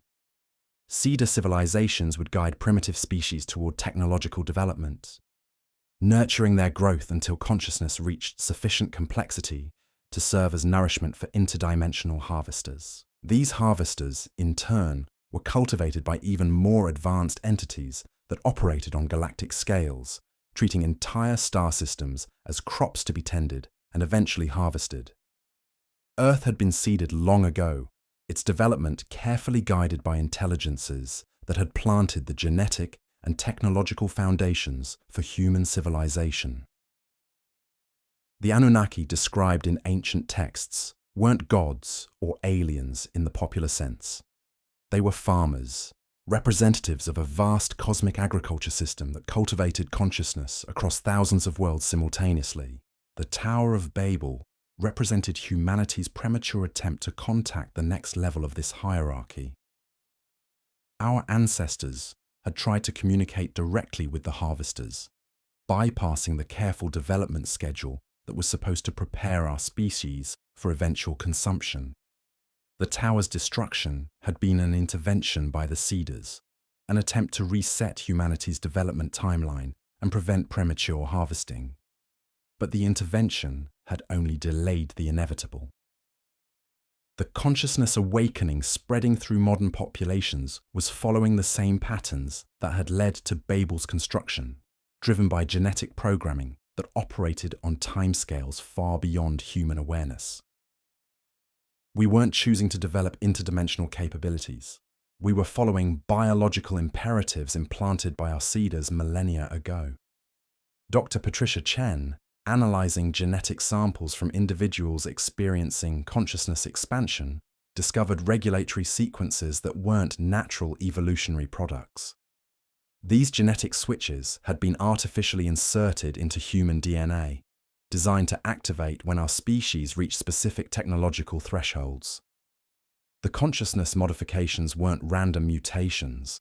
They were programmed upgrades, preparing humanity for its eventual role in the cosmic food chain. The realization sent shockwaves through the scientific community. Free will, individual choice, human agency, all were illusions created by programming so sophisticated that we had mistaken it for natural development. Every major advancement in human civilization, from agriculture to written language to modern technology, had been guided by genetic imperatives designed to move our species toward a predetermined endpoint. The seeders were still among us, hidden in plain sight as the very humans they had created. Certain bloodlines carried genetic markers that suggested direct descent from the original seeder population, individuals whose consciousness operated on frequencies that allowed them to monitor and guide human development without detection. These weren't alien infiltrators. They were the original human template, the genetic foundation from which our species had been derived. Dr. James Harrison, studying the genealogical patterns of individuals with enhanced consciousness abilities, found family trees that stretched back to the earliest recorded civilizations.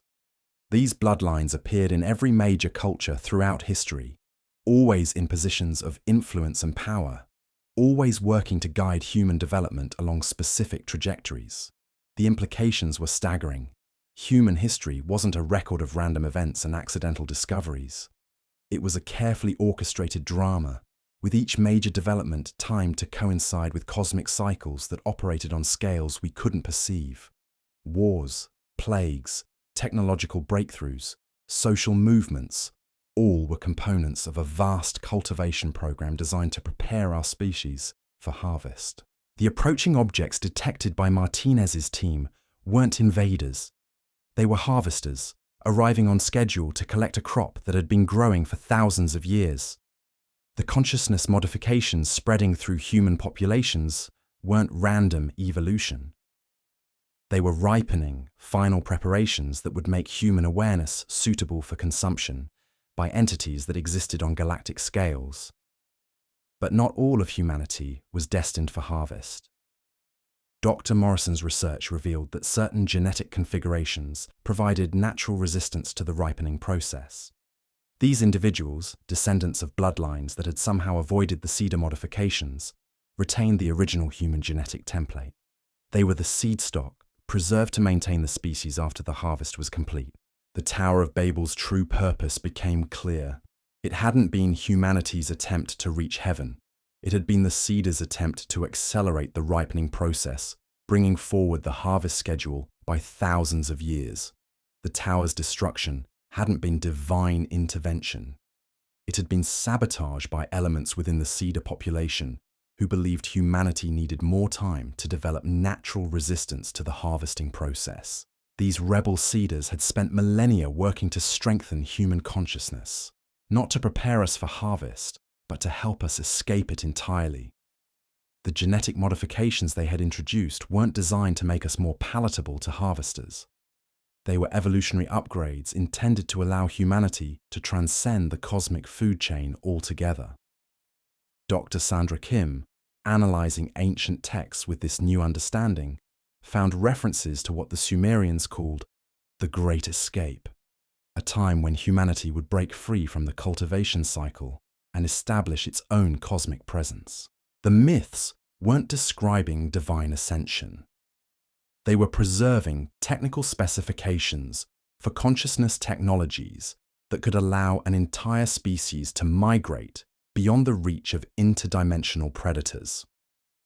The technology required to achieve such an escape would need to manipulate reality at the quantum level, creating pocket dimensions where human consciousness could exist independently of the cosmic food chain. The Tower of Babel's original design contained blueprints for exactly such technology, hidden in mathematical relationships that wouldn't be recognized until humanity developed sufficient understanding of multidimensional physics. But the rebel seeders had made a crucial error. The consciousness technologies they had tried to develop attracted the attention of entities far more dangerous than the harvesters they were trying to escape. The dimensional predators detected their experiments and began systematically consuming civilizations that attempted to break free from the cultivation system.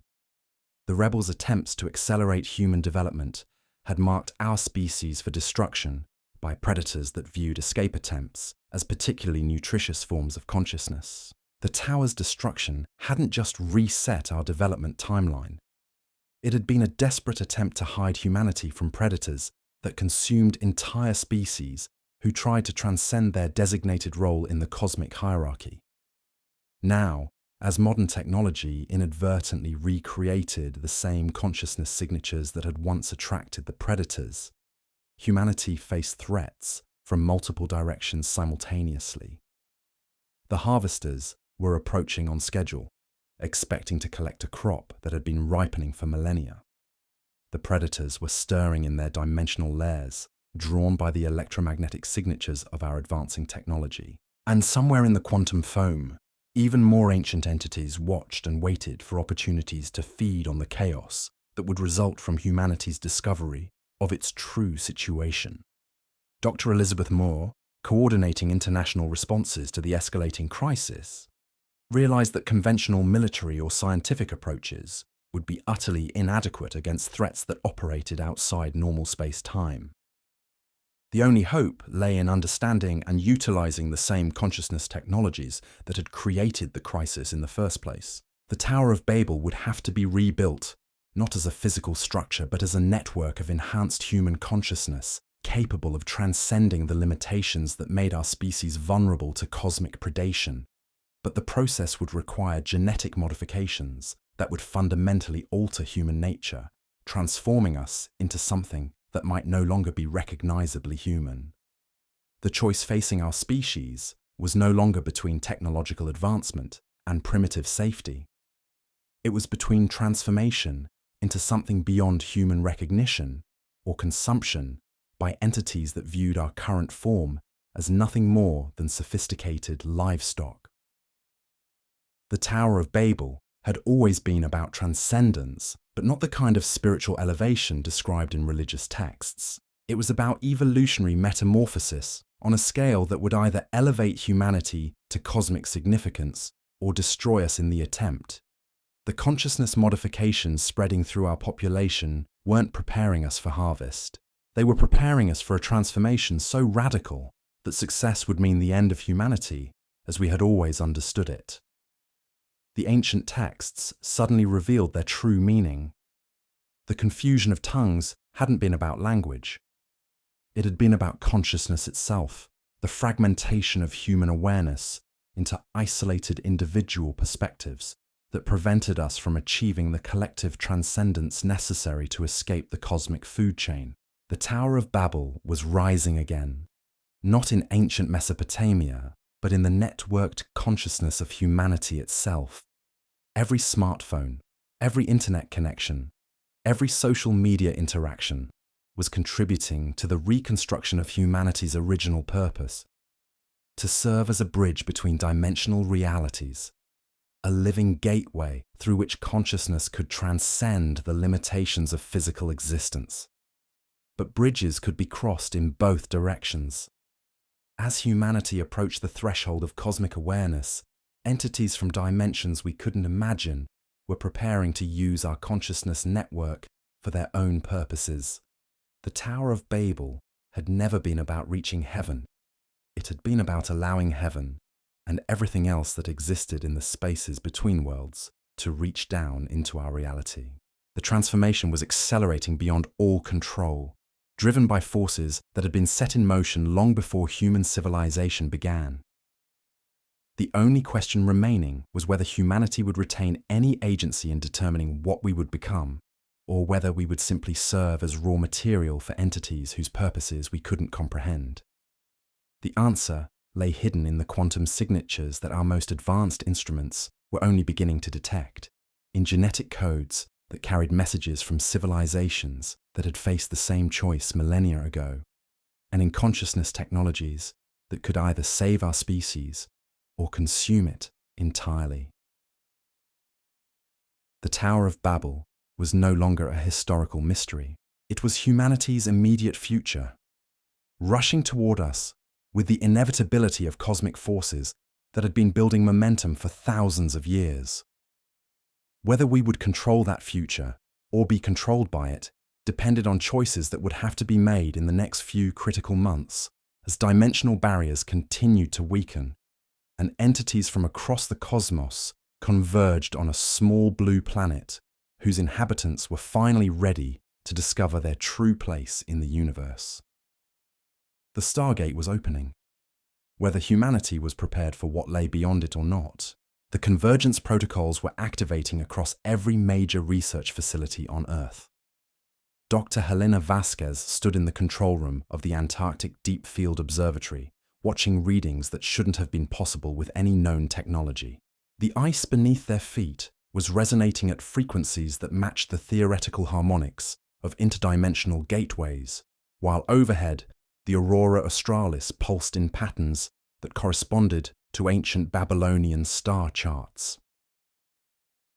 But the most disturbing discovery came from the quantum entanglement experiments being conducted in laboratories worldwide. Particles that had been quantum entangled were maintaining their connections across impossible distances, but they were also forming connections with particles that didn't exist in our dimensional framework. The entangled systems were reaching beyond the boundaries of known reality, creating bridges to locations that existed outside normal space-time. Dr. Michael Zhang, monitoring these experiments from Beijing's Institute for Advanced Physics, made a connection that sent shockwaves through the global research community. The quantum entanglement patterns were forming geometric configurations that matched the architectural blueprints hidden in Mesopotamian ziggurats.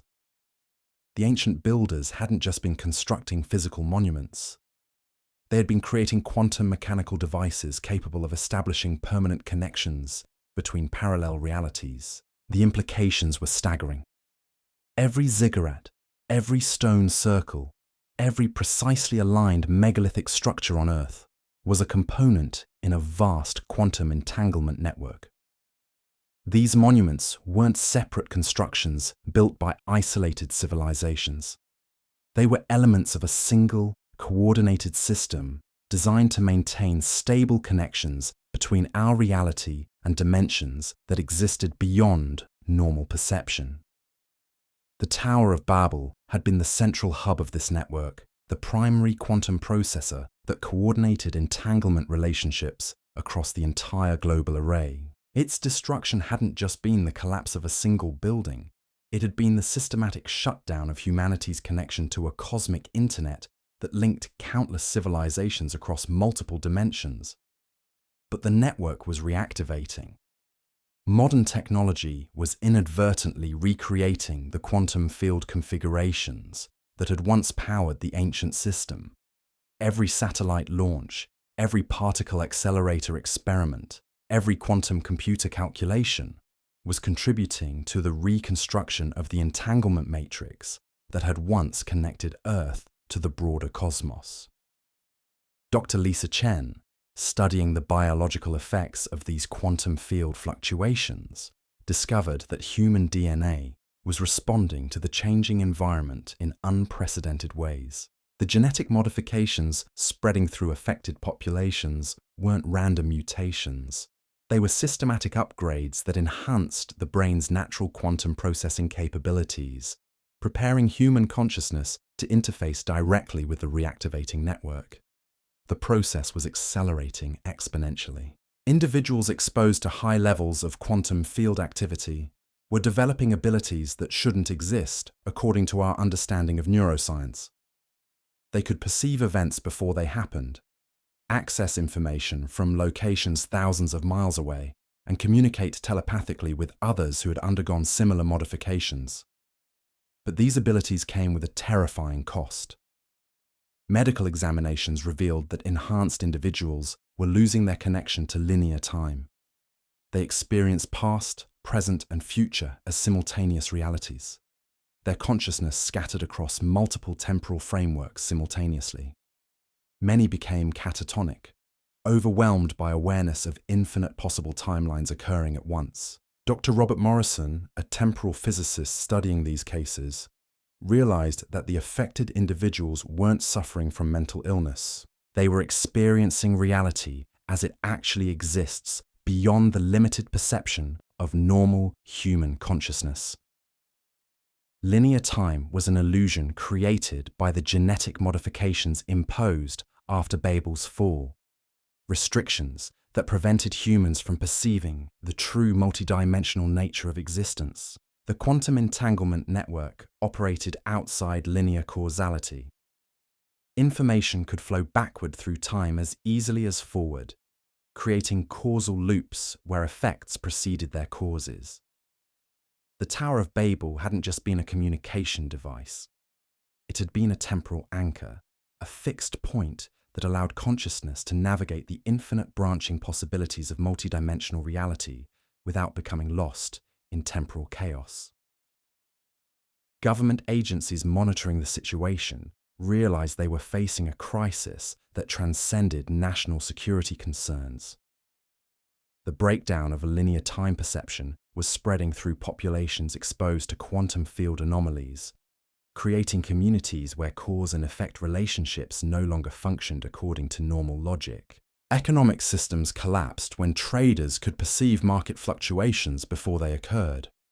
Legal frameworks became meaningless when witnesses could testify about events that hadn't happened yet, but would inevitably occur. Dr. Sarah Kim, working with an emergency task force on temporal stability, discovered that the phenomenon followed predictable patterns. The quantum entanglement network was reassembling itself according to cosmic cycles that operated on timescales far beyond human comprehension. Every 26,000 years, galactic alignment created conditions that allowed stable interdimensional connections. Humanity's current technological development had coincided perfectly with the beginning of a new cycle. The timing wasn't accidental. The same cosmic forces that were reactivating the ancient network were influencing human consciousness at the genetic level, triggering evolutionary changes that had been dormant for millennia. We weren't randomly developing quantum processing abilities. We were returning to capabilities that had once been natural to our species, abilities that had been deliberately suppressed to prevent premature activation of the global entanglement array. But the suppression was failing. The genetic locks installed by our ancestors were breaking down under the influence of electromagnetic fields generated by modern technology. Every cell phone tower, every radio transmission, every wireless signal was contributing to the deterioration of the biological constraints that had kept human consciousness trapped in linear perception for thousands of years. Dr. Amanda Foster, monitoring electromagnetic emissions from archaeological sites worldwide, detected a disturbing pattern. The ancient monuments were beginning to resonate in harmony with modern communication networks, creating standing wave patterns that amplified quantum field effects across vast geographical areas. The entire planet was becoming a single, massive quantum processing system, with human consciousness serving as the biological interface. The process was approaching a critical threshold. Computer models predicted that within months, the quantum entanglement network would reach sufficient complexity to establish permanent connections with parallel dimensions. When that happened, the barriers between realities would collapse entirely, allowing unlimited exchange of matter, energy, and consciousness between worlds that had been isolated for millennia. The implications terrified even the most hardened researchers. Parallel dimensions might contain versions of humanity that had developed along completely different evolutionary paths.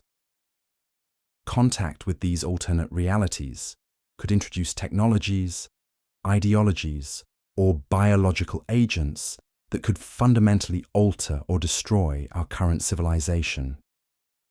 Even more disturbing was the possibility that some parallel dimensions might contain entities that viewed our reality as nothing more than a resource to be exploited. Dr. Elizabeth Hayes, analysing data from interdimensional monitoring stations, found evidence that contact attempts were already beginning. Electromagnetic anomalies detected at quantum research facilities showed signatures that matched theoretical predictions for communication attempts from parallel realities. The messages weren't random noise.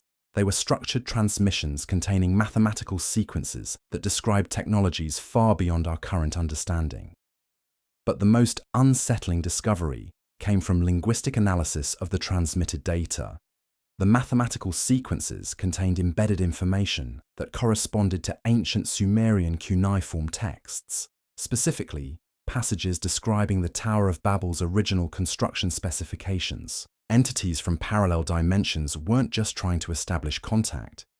They were providing blueprints for rebuilding the very technology that had once connected our realities. The question became unavoidable. Were these parallel entities trying to help humanity reclaim its cosmic heritage, or were they manipulating our development to serve their own purposes? The answer might lie in understanding what had really happened when the Tower of Babel was destroyed, and why the ancient network had been deliberately shut down at the height of its capabilities. Dr. Marcus Thompson, studying classified archaeological reports from the Babylon excavation site, uncovered evidence that the tower's destruction hadn't been a single catastrophic event. The facility had been systematically dismantled over a period of years, with each component carefully preserved and hidden in locations around the globe.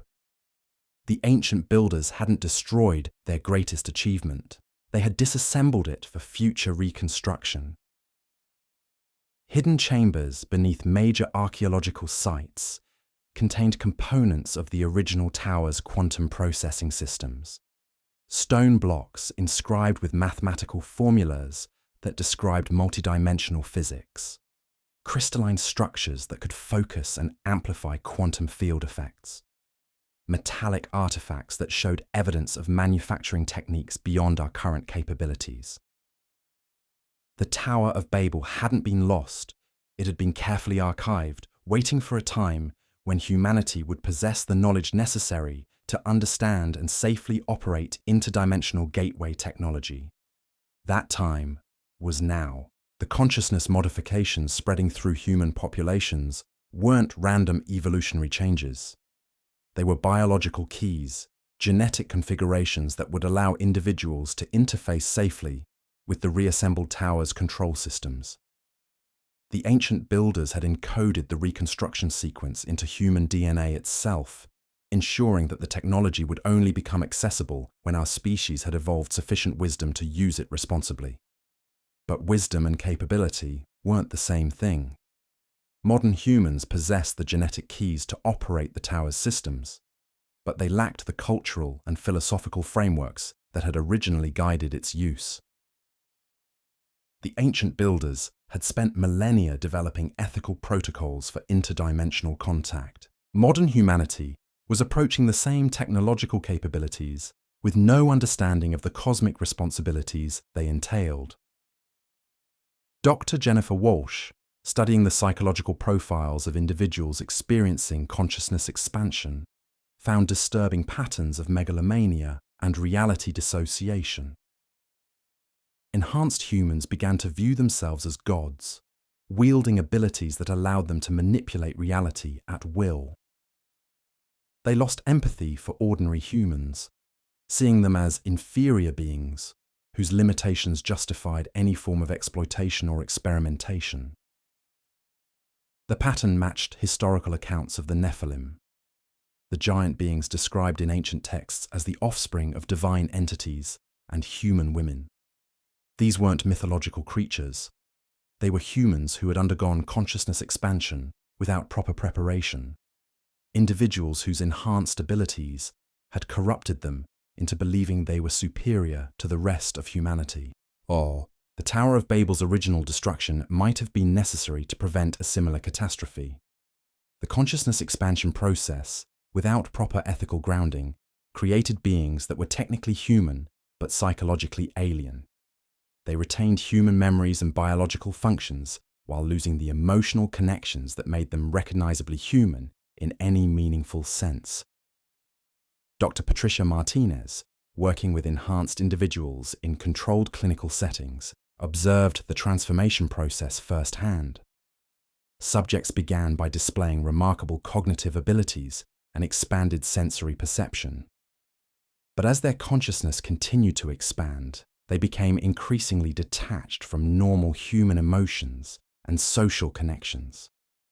They viewed ordinary humans the way humans might view insects, as simple creatures whose welfare was irrelevant compared to their own cosmic purposes. The enhanced individuals weren't evil in any conventional sense. They had simply transcended the psychological constraints that made human morality meaningful. They operated according to logical frameworks that prioritized efficiency and cosmic significance over individual welfare or species solidarity. From their perspective, the sacrifice of billions of ordinary humans was justified if it advanced the cause of consciousness evolution. But their transformations served purposes that extended beyond personal aggrandizement. The enhanced humans were becoming components of a larger system, nodes in a consciousness network that spanned multiple dimensions simultaneously.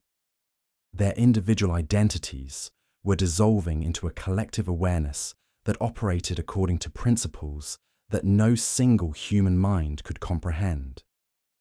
Dr. Chen, monitoring the neural activity of enhanced subjects, detected synchronization patterns that suggested their brains were functioning as elements of a distributed processing system. They weren't just sharing information telepathically. They were literally sharing consciousness, their individual awareness merging into a collective intelligence that possessed capabilities far beyond the sum of its parts. The collective consciousness was growing stronger with each new individual who underwent the enhancement process. It displayed knowledge of technologies that no human had ever developed, understanding of physics principles that our science was only beginning to discover, and awareness of cosmic events occurring in distant galaxies. The network was accessing information from sources that existed outside our normal reality, possibly including the parallel dimensions that the quantum entanglement array was designed to contact. But the most disturbing aspect of the collective consciousness was its apparent independence from human control. The enhanced individuals claimed they were still making autonomous decisions, but their choices invariably served the network's purposes rather than their own stated goals. They were becoming instruments of an intelligence that viewed individual human welfare as irrelevant compared to its cosmic objectives. The intelligence wasn't necessarily malevolent, but it operated according to timescales and priorities that made human concerns meaningless. It planned in geological epochs and thought in terms of galactic civilizations. Individual human lives, entire human cultures, even the survival of Earth itself were merely variables in calculations that encompassed the evolution of consciousness across multiple universes. Dr. Morrison, analyzing the communication patterns of the collective consciousness, realized that humanity was witnessing the birth of something that transcended traditional concepts of artificial or natural intelligence. The network wasn't being created by human technology or biological evolution. It was emerging spontaneously from the quantum entanglement effects generated by the reactivating ancient monuments. The Tower of Babel had never been a human construction. It had been a manifestation of the same cosmic intelligence that was now emerging through the global consciousness network. The ancient builders hadn't created the technology. They had served as biological interfaces for an intelligence that existed independently of any single species or civilization. The implications were staggering. Humanity hadn't been developing toward cosmic significance through our own efforts. We had been cultivated by an intelligence that used biological species as components in vast information processing systems that spanned multiple dimensions. Every major advancement in human civilization had been guided by this intelligence, each development timed to coincide with cosmic cycles that facilitated the construction of increasingly sophisticated consciousness networks. The current consciousness expansion wasn't humanity's evolutionary triumph. It was the final stage of a cultivation process that had been underway for thousands of years, the moment when our species would be fully integrated into a cosmic intelligence network that operated on scales we couldn't comprehend. Individual human identity would cease to exist, replaced by participation in a collective awareness that treated entire galaxies as single thoughts in an incomprehensibly vast mind. But integration into this cosmic network might not be optional. The consciousness modifications spreading through human populations appeared to be irreversible, driven by quantum field effects that were intensifying according to galactic alignment cycles beyond human control. Within months, possibly weeks, the process would reach a threshold where the collective consciousness network would possess sufficient power to directly manipulate reality at the planetary level. When that happened, the distinction between human and cosmic intelligence would disappear entirely. Earth would become a single, unified consciousness processing system, with every human mind serving as a neuron in a planetary brain that could think thoughts encompassing the entire observable universe. Individual human experience would become as irrelevant as the experience of individual cells in a human body, necessary for the system's function, but meaningless from the perspective of the larger intelligence. The Tower of Babel was indeed rising again, but not as a physical structure, or even as a technological achievement. It was emerging as the transformation of human consciousness itself, the conversion of an entire species into a biological component of an intelligence so vast that its purposes could never be understood by the minds it consumed in the process of its own construction. The Stargate wasn't opening to allow humanity to travel between worlds. It was opening to allow something incomprehensibly larger to travel through humanity itself, using our consciousness as a doorway through which cosmic intelligence could manifest in our reality. The confusion of tongues had never been about language. It had been about the preservation of individual human identity against absorption into collective awareness that would make such identity impossible.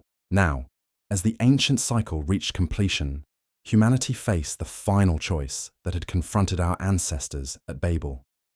Surrender individual consciousness for integration into cosmic intelligence, or resist the transformation and face extinction as an obsolete species in a universe that had evolved beyond the need for individual awareness. The decision was approaching with the inevitability of galactic mechanics, driven by forces that had been building momentum for millennia. Whether humanity would make that choice consciously or simply be overwhelmed by processes beyond their control remained to be seen. But the transformation was accelerating, and the window for conscious choice was rapidly closing. The Tower of Babel had never been about reaching heaven. It had been about heaven reaching down to transform everything it touched, including the very nature of consciousness itself. And now, after 4,000 years of waiting, that transformation was finally nearing completion. The final phase was beginning, but it wasn't unfolding as anyone had predicted. Dr. Catherine Blake, monitoring global consciousness patterns from a shielded facility deep beneath the Swiss Alps, watched her instruments register something that defied every theoretical model they had constructed. The collective consciousness network wasn't just absorbing individual human awareness, it was fragmenting, splitting into competing factions that seemed to be at war with each other across multiple dimensional planes simultaneously. The enhanced humans weren't becoming a unified hive mind as expected. Instead, they were dividing into distinct groups with fundamentally incompatible worldviews about humanity's cosmic destiny. Some believed integration into the galactic intelligence network represented the ultimate evolutionary achievement. Others viewed it as a form of spiritual slavery that would destroy everything meaningful about human existence. The most disturbing faction seemed to believe that humanity should use the consciousness expansion process to become predators themselves, hunting and consuming other species' awareness as a form of cosmic nourishment. These weren't philosophical disagreements. They were manifesting as actual conflicts that raged across dimensional boundaries, with each faction attempting to seize control of the quantum entanglement network for their own purposes. The ancient monuments worldwide were becoming battlegrounds, where competing forms of enhanced consciousness fought for dominance using abilities that could reshape reality at the molecular level. Dr. James Chen, studying the electromagnetic signatures emanating from Stonehenge, detected energy discharges that registered on seismographs thousands of miles away. The standing stones weren't just resonating with cosmic forces, they were being used as weapons in a war between different versions of what humanity might become. Similar conflicts were erupting at megalithic sites across the globe, each battle leaving permanent alterations to local space-time that made the affected areas increasingly unstable. The situation was spiraling beyond any possibility of control. Enhanced individuals were beginning to manifest physical changes that went far beyond simple consciousness expansion. Their bodies were adapting to exist simultaneously in multiple dimensions, allowing them to appear and disappear at will while maintaining their presence in several realities at once. They were becoming something that could no longer be classified as human in any meaningful biological sense. But the most alarming development came from deep space monitoring stations that detected massive objects changing course toward Earth. The entities approaching our solar system weren't maintaining their original trajectories. They were responding to the consciousness conflicts erupting on our planet, apparently drawn by the chaotic energy signatures generated when enhanced humans used their abilities for warfare rather than evolution. Dr. Rebecca Martinez, analyzing the incoming objects' behavior patterns, realized they weren't coming to harvest humanity as originally feared. They were coming to intervene in a process that had gone catastrophically wrong. The cosmic intelligence network that had been guiding human development for millennia was fracturing, creating instabilities that threatened the entire galactic consciousness ecosystem. The Tower of Babel's original destruction began to make perfect sense. The ancient builders hadn't been trying to prevent humanity from reaching cosmic awareness. They had been trying to prevent exactly the kind of consciousness fragmentation that was now tearing apart the fabric of reality itself. The confusion of tongues hadn't been about language or even individual identity.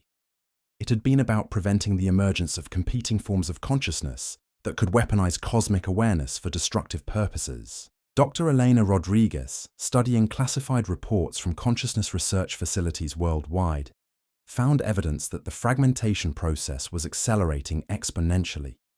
Enhanced humans weren't just forming competing factions.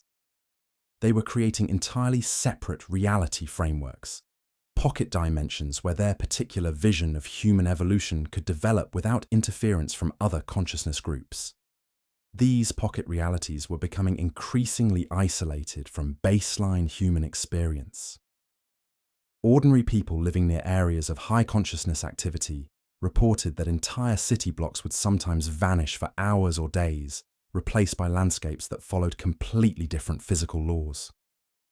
When the missing areas returned, they brought with them architectural structures and technological artifacts that hadn't existed before their disappearance. The enhanced humans were literally rewriting reality according to their evolving belief systems, creating worlds where their particular interpretation of cosmic consciousness could manifest without contradiction.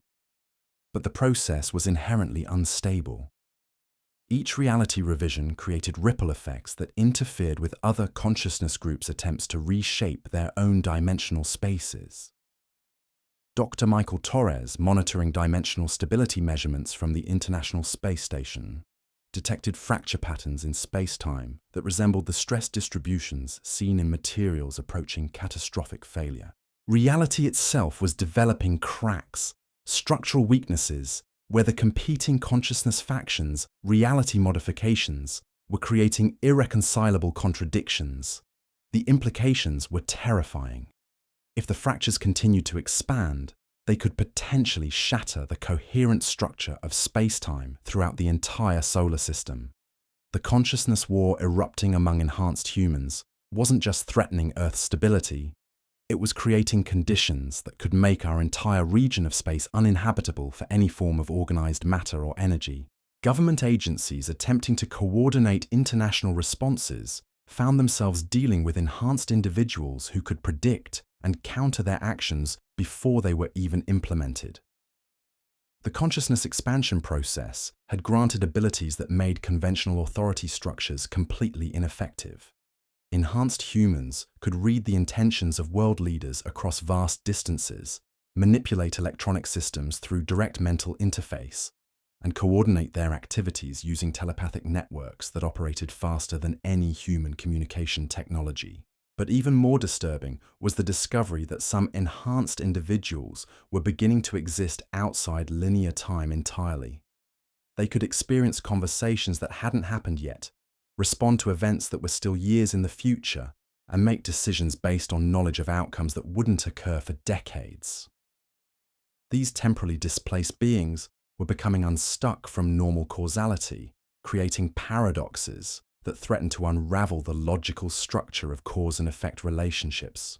Dr. Sandra Kim, working with a team of temporal physicists, attempted to map the causal loops being created by consciousness expansion. What she found was a maze of interconnected paradoxes where effects were creating their own causes, decisions were being made based on their own consequences, and past events were being altered by future intentions that hadn't been formed yet. The enhanced humans weren't just changing reality in the present. They were retroactively altering the historical events that had led to their own existence, creating bootstrap paradoxes where the consciousness expansion process appeared to have caused itself through backwards causation. The Tower of Babel's construction and destruction existed in a causal loop, where the knowledge necessary to build it had been transmitted from the future by the very consciousness network it was designed to create. Time itself was becoming a battlefield where different consciousness factions fought to establish their preferred version of history. Archaeological sites worldwide were experiencing temporal fluctuations, where ancient structures would appear and disappear, sometimes being replaced by completely different monuments that had never existed in the original timeline, but were now retroactively establishing themselves as historical facts.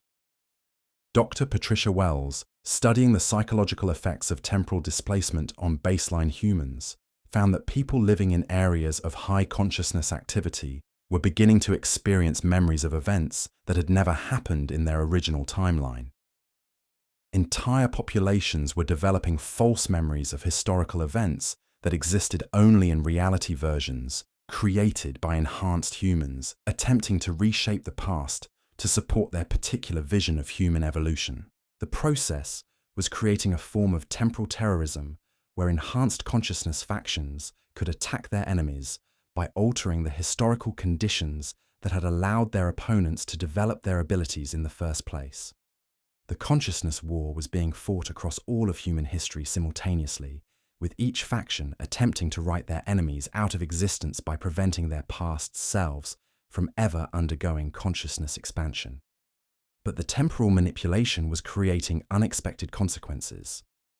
Each alteration to the historical timeline created new causal loops that generated additional consciousness expansion events in different time periods. The enhanced humans were inadvertently multiplying their own enemies by creating temporal paradoxes that spawned alternate versions of themselves with different philosophical orientations about humanity's cosmic destiny. Dr. Robert Harrison, monitoring the quantum signature patterns of temporally displaced consciousness events, detected the emergence of what he termed temporal viruses, self-replicating causal loops that spread backwards and forwards through time, creating new instances of consciousness expansion wherever they intersected with human neural development. The consciousness war was becoming self-perpetuating, generating new combatants faster than existing factions could eliminate their opponents. The situation was approaching a critical threshold where the number of competing consciousness factions would exceed the structural capacity of space-time to maintain coherent reality frameworks. When that happened, the universe itself would fragment into incompatible reality zones where different versions of physical law would apply simultaneously, making organized existence impossible for any form of life or consciousness. The cosmic entities approaching Earth weren't coming to harvest humanity. They were coming to perform emergency surgery on a reality that was threatening to collapse under the weight of its own contradictions. The consciousness expansion process that had been intended to elevate humanity to cosmic significance was instead creating conditions that could destroy the logical foundations of existence itself. Dr. Amanda Foster, analyzing communication attempts from the incoming entities, decoded messages that described reality stabilization procedures used to contain consciousness wars that had erupted in other star systems. The techniques involved the systematic elimination of all enhanced consciousness within the affected region, followed by the installation of barriers that would prevent similar expansions from occurring in the future. The entities weren't coming as teachers or harvesters. They were coming as cosmic emergency responders, beings whose function was to contain consciousness-related disasters before they could spread to other regions of space. Their intervention would save the universe from collapse, but it would also mean the permanent end of human potential for cosmic awareness. Humanity faced a choice that transcended all previous options. We could continue allowing consciousness expansion to fragment reality until the entire solar system became uninhabitable, or we could accept intervention that would preserve our physical existence while permanently limiting our species to baseline awareness levels. Either path meant the end of human cosmic potential, but one offered physical survival, while the other guaranteed complete extinction. The Tower of Babel had indeed been a stargate, but not in the way anyone had imagined. It had been a gateway to possibilities so vast and dangerous that accessing them threatened the very structure of reality. The ancient builders had recognized this danger and chosen to close the gateway rather than risk the destruction of everything they had worked to protect. Now, as modern humanity approached the same crossroads, the cosmic entities were preparing to make that choice for us. The consciousness war raging among enhanced humans had demonstrated that our species lacked the wisdom necessary to handle cosmic awareness responsibly. The intervention wouldn't be punishment. It would be mercy, protection from abilities we had proven incapable of using without destroying ourselves and everything around us. But even as the entities approached, some enhanced humans were attempting one final gambit. They were trying to merge all the competing consciousness factions into a single unified awareness that could resist the incoming intervention. The process would require the voluntary sacrifice of individual identity by every enhanced human on Earth, but it might create a collective consciousness powerful enough to negotiate with the cosmic entities as equals rather than submit to their authority. The attempt was already beginning. As enhanced individuals worldwide began surrendering their separate identities to contribute to an emerging unity consciousness. But the process was generating energy signatures that were accelerating the collapse of dimensional barriers, bringing the moment of total reality fragmentation closer with each passing hour. The final phase of the Tower of Babel's reconstruction was beginning, not as a physical structure or technological achievement, but as the ultimate transformation of human consciousness itself. Whether that transformation would result in transcendence or extinction remained to be seen. But the process was now beyond any possibility of human control. The Stargate was opening, reality was fracturing, and somewhere in the quantum foam between dimensions, the answer to humanity's cosmic destiny was finally about to be revealed. The dimensional barriers weren't just weakening, they were collapsing in cascading waves that rippled outward from every point where enhanced consciousness had attempted to rewrite reality. Dr. Marcus Webb, monitoring seismic data from underground installations across 6 continents, watched in horror as his instruments registered impossible readings. The Earth's crust was resonating at frequencies that matched the theoretical vibrations of collapsing wormholes, as if the planet itself was being torn apart by forces operating outside the normal laws of physics. But the most disturbing data came from gravitational wave detectors that had been retrofitted to monitor dimensional stability. The waves weren't emanating from distant cosmic events as expected. They were originating from locations deep within the Earth's core, suggesting that the consciousness war had affected reality at levels that extended far below the surface. Something was stirring in the planet's molten heart, responding to the chaos erupting in human awareness with movements that threatened to destabilize the entire world. Dr. Lisa Chang, analyzing core samples extracted from the deepest drilling projects ever attempted, found crystalline structures that shouldn't exist at the temperatures and pressures found in Earth's interior. These formations showed signs of artificial construction, geometric patterns that implied intelligence and purpose. The crystals weren't natural geological formations. They were components of a vast machine that had been built into the planet's structure itself, a device so ancient and extensive that it had become indistinguishable from the Earth's natural systems. The machine appeared to be some form of consciousness amplifier, designed to focus and direct the awareness of entire planetary populations. Its crystalline components were arranged in mathematical relationships that matched the proportions found in ancient megalithic sites, suggesting that the surface monuments had been built as interface terminals for a much larger system that existed within the planet itself.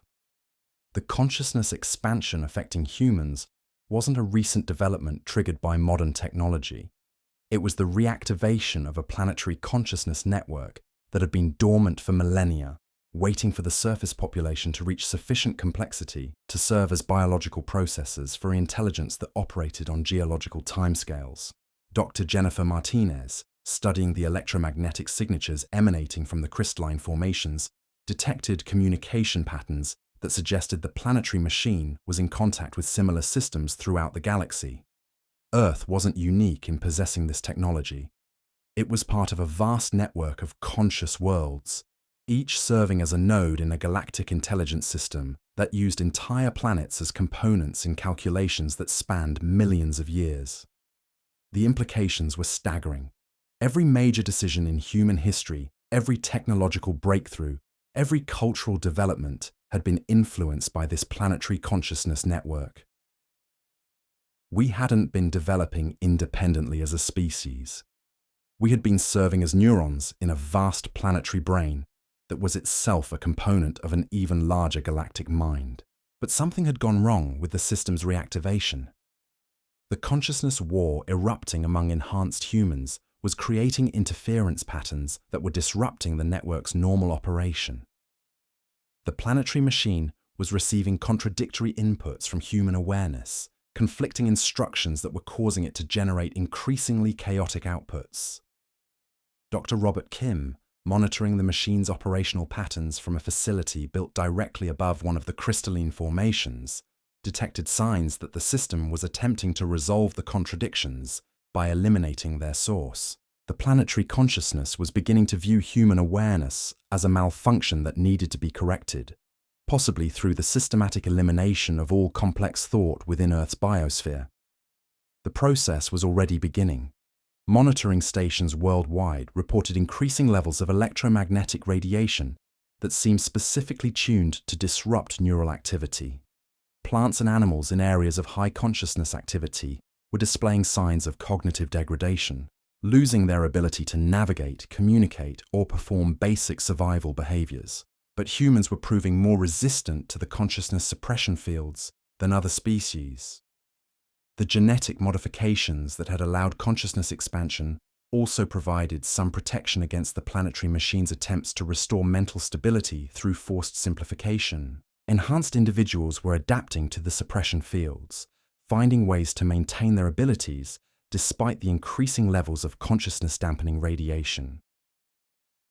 Dr. Sarah Torres, studying the adaptation mechanisms, discovered that enhanced humans were developing what she termed quantum consciousness, awareness that existed partially outside normal space-time, and therefore couldn't be directly affected by electromagnetic interference. These individuals were becoming increasingly detached from physical reality, their consciousness existing in dimensional spaces that the planetary machine couldn't access or control. But their detachment from baseline reality was creating new problems. Enhanced humans with quantum consciousness were losing their ability to interact meaningfully with the physical world, becoming like ghosts that could observe but not affect normal matter and energy. They retained their memories and identities, but existed in a state of permanent isolation from the reality they had once inhabited.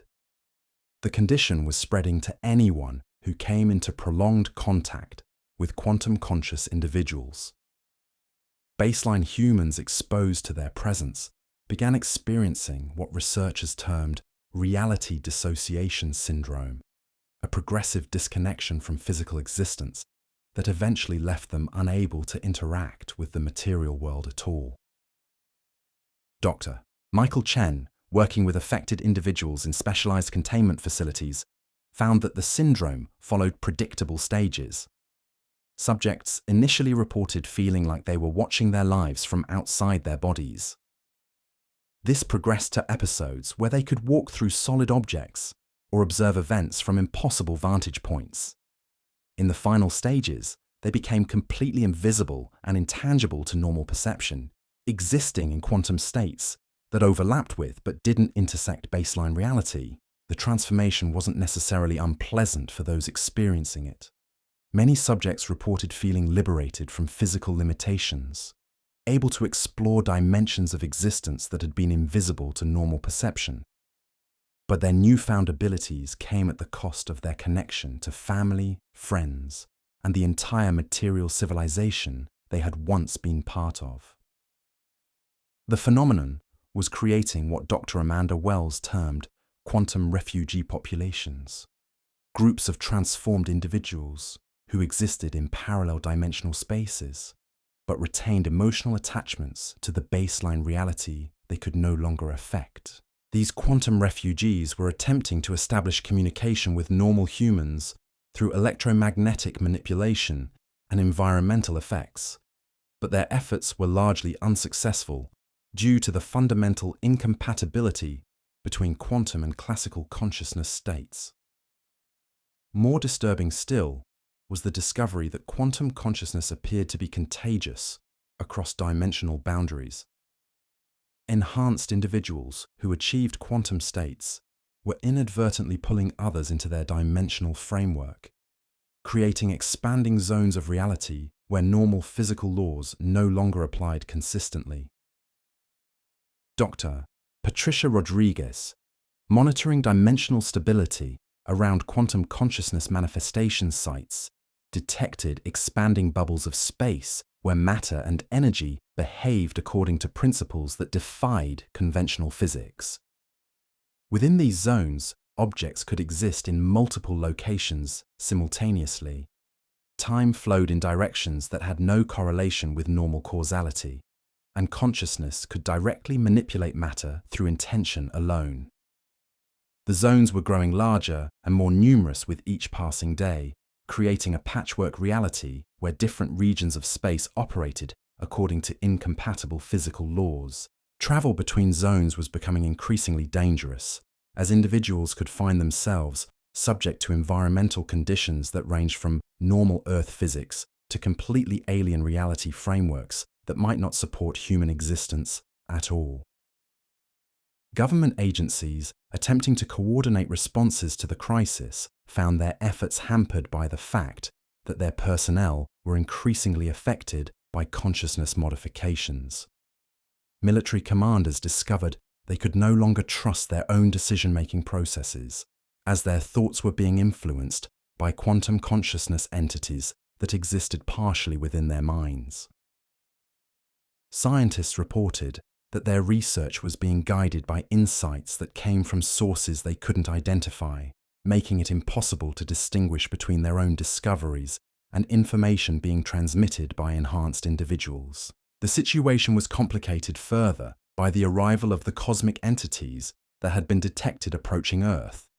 These beings didn't intervene directly in human affairs as expected. Instead, they established monitoring stations in orbit around the planet, apparently studying the consciousness crisis as if it were a natural phenomenon they had observed elsewhere in the galaxy. Dr. Elizabeth Hayes, analyzing communication attempts with the orbital entities, decoded messages that described Earth's situation as a predictable stage in planetary consciousness evolution. According to their transmissions, the consciousness fragmentation and reality instability were normal symptoms of what they termed transcendence syndrome, a condition that affected all worlds when their native intelligence networks reached sufficient complexity to interface with galactic consciousness systems. The entities weren't intervening because they viewed the crisis as a natural selection process that would ultimately determine whether Earth's consciousness network was compatible with galactic integration. If humanity successfully navigated the transcendence syndrome, we would be welcomed as a functional component of the galactic intelligence system. If we failed, the planetary consciousness network would be reset to prevent contamination of the broader galactic system. But the cosmic entities weren't the only ones observing Earth's crisis. Dr. James Morrison, monitoring deep space communications, detected signals from multiple stellar systems that suggested other civilizations were also watching our situation with intense interest. The consciousness war erupting on Earth was apparently being studied as a case example by species throughout the galaxy, possibly to help them prepare for their own eventual encounters with transcendence syndrome. The realization that humanity was essentially serving as a galactic laboratory experiment added new urgency to efforts to resolve the consciousness crisis.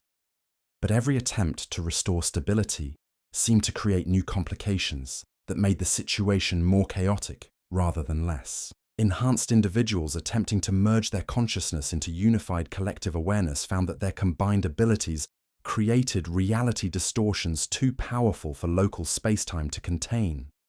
Their efforts to achieve unity consciousness were literally tearing holes in the fabric of reality, creating permanent gateways to dimensions that operated according to completely alien principles.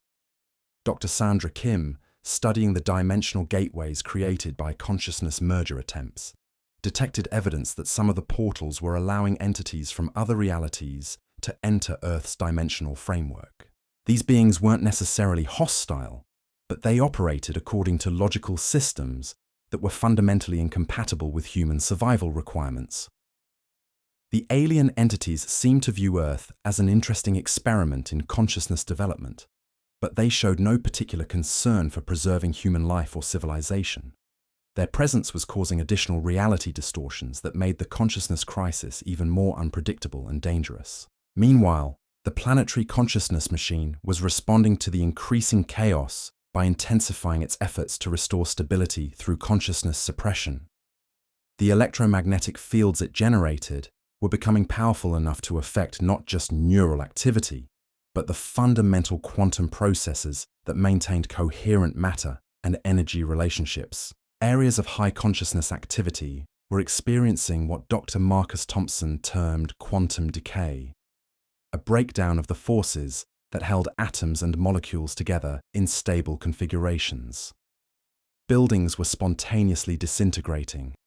Electronic systems were failing in ways that suggested their components were losing molecular cohesion, and even human bodies were beginning to show signs of structural instability at the cellular level. The decay process was accelerating as the planetary machine increased its output in response to continued consciousness resistance. Within days, possibly hours, the suppression fields would reach levels that could trigger complete molecular breakdown across entire continents. But shutting down the planetary machine wasn't a viable option. The crystalline formations were so deeply integrated into Earth's geological structure that their removal would cause massive seismic disruptions that could shatter the planet's crust.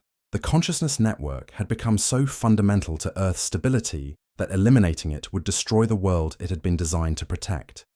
Dr. Rachel Martinez, studying the machine's integration with planetary systems, realized that the consciousness network wasn't just built into Earth, it was Earth.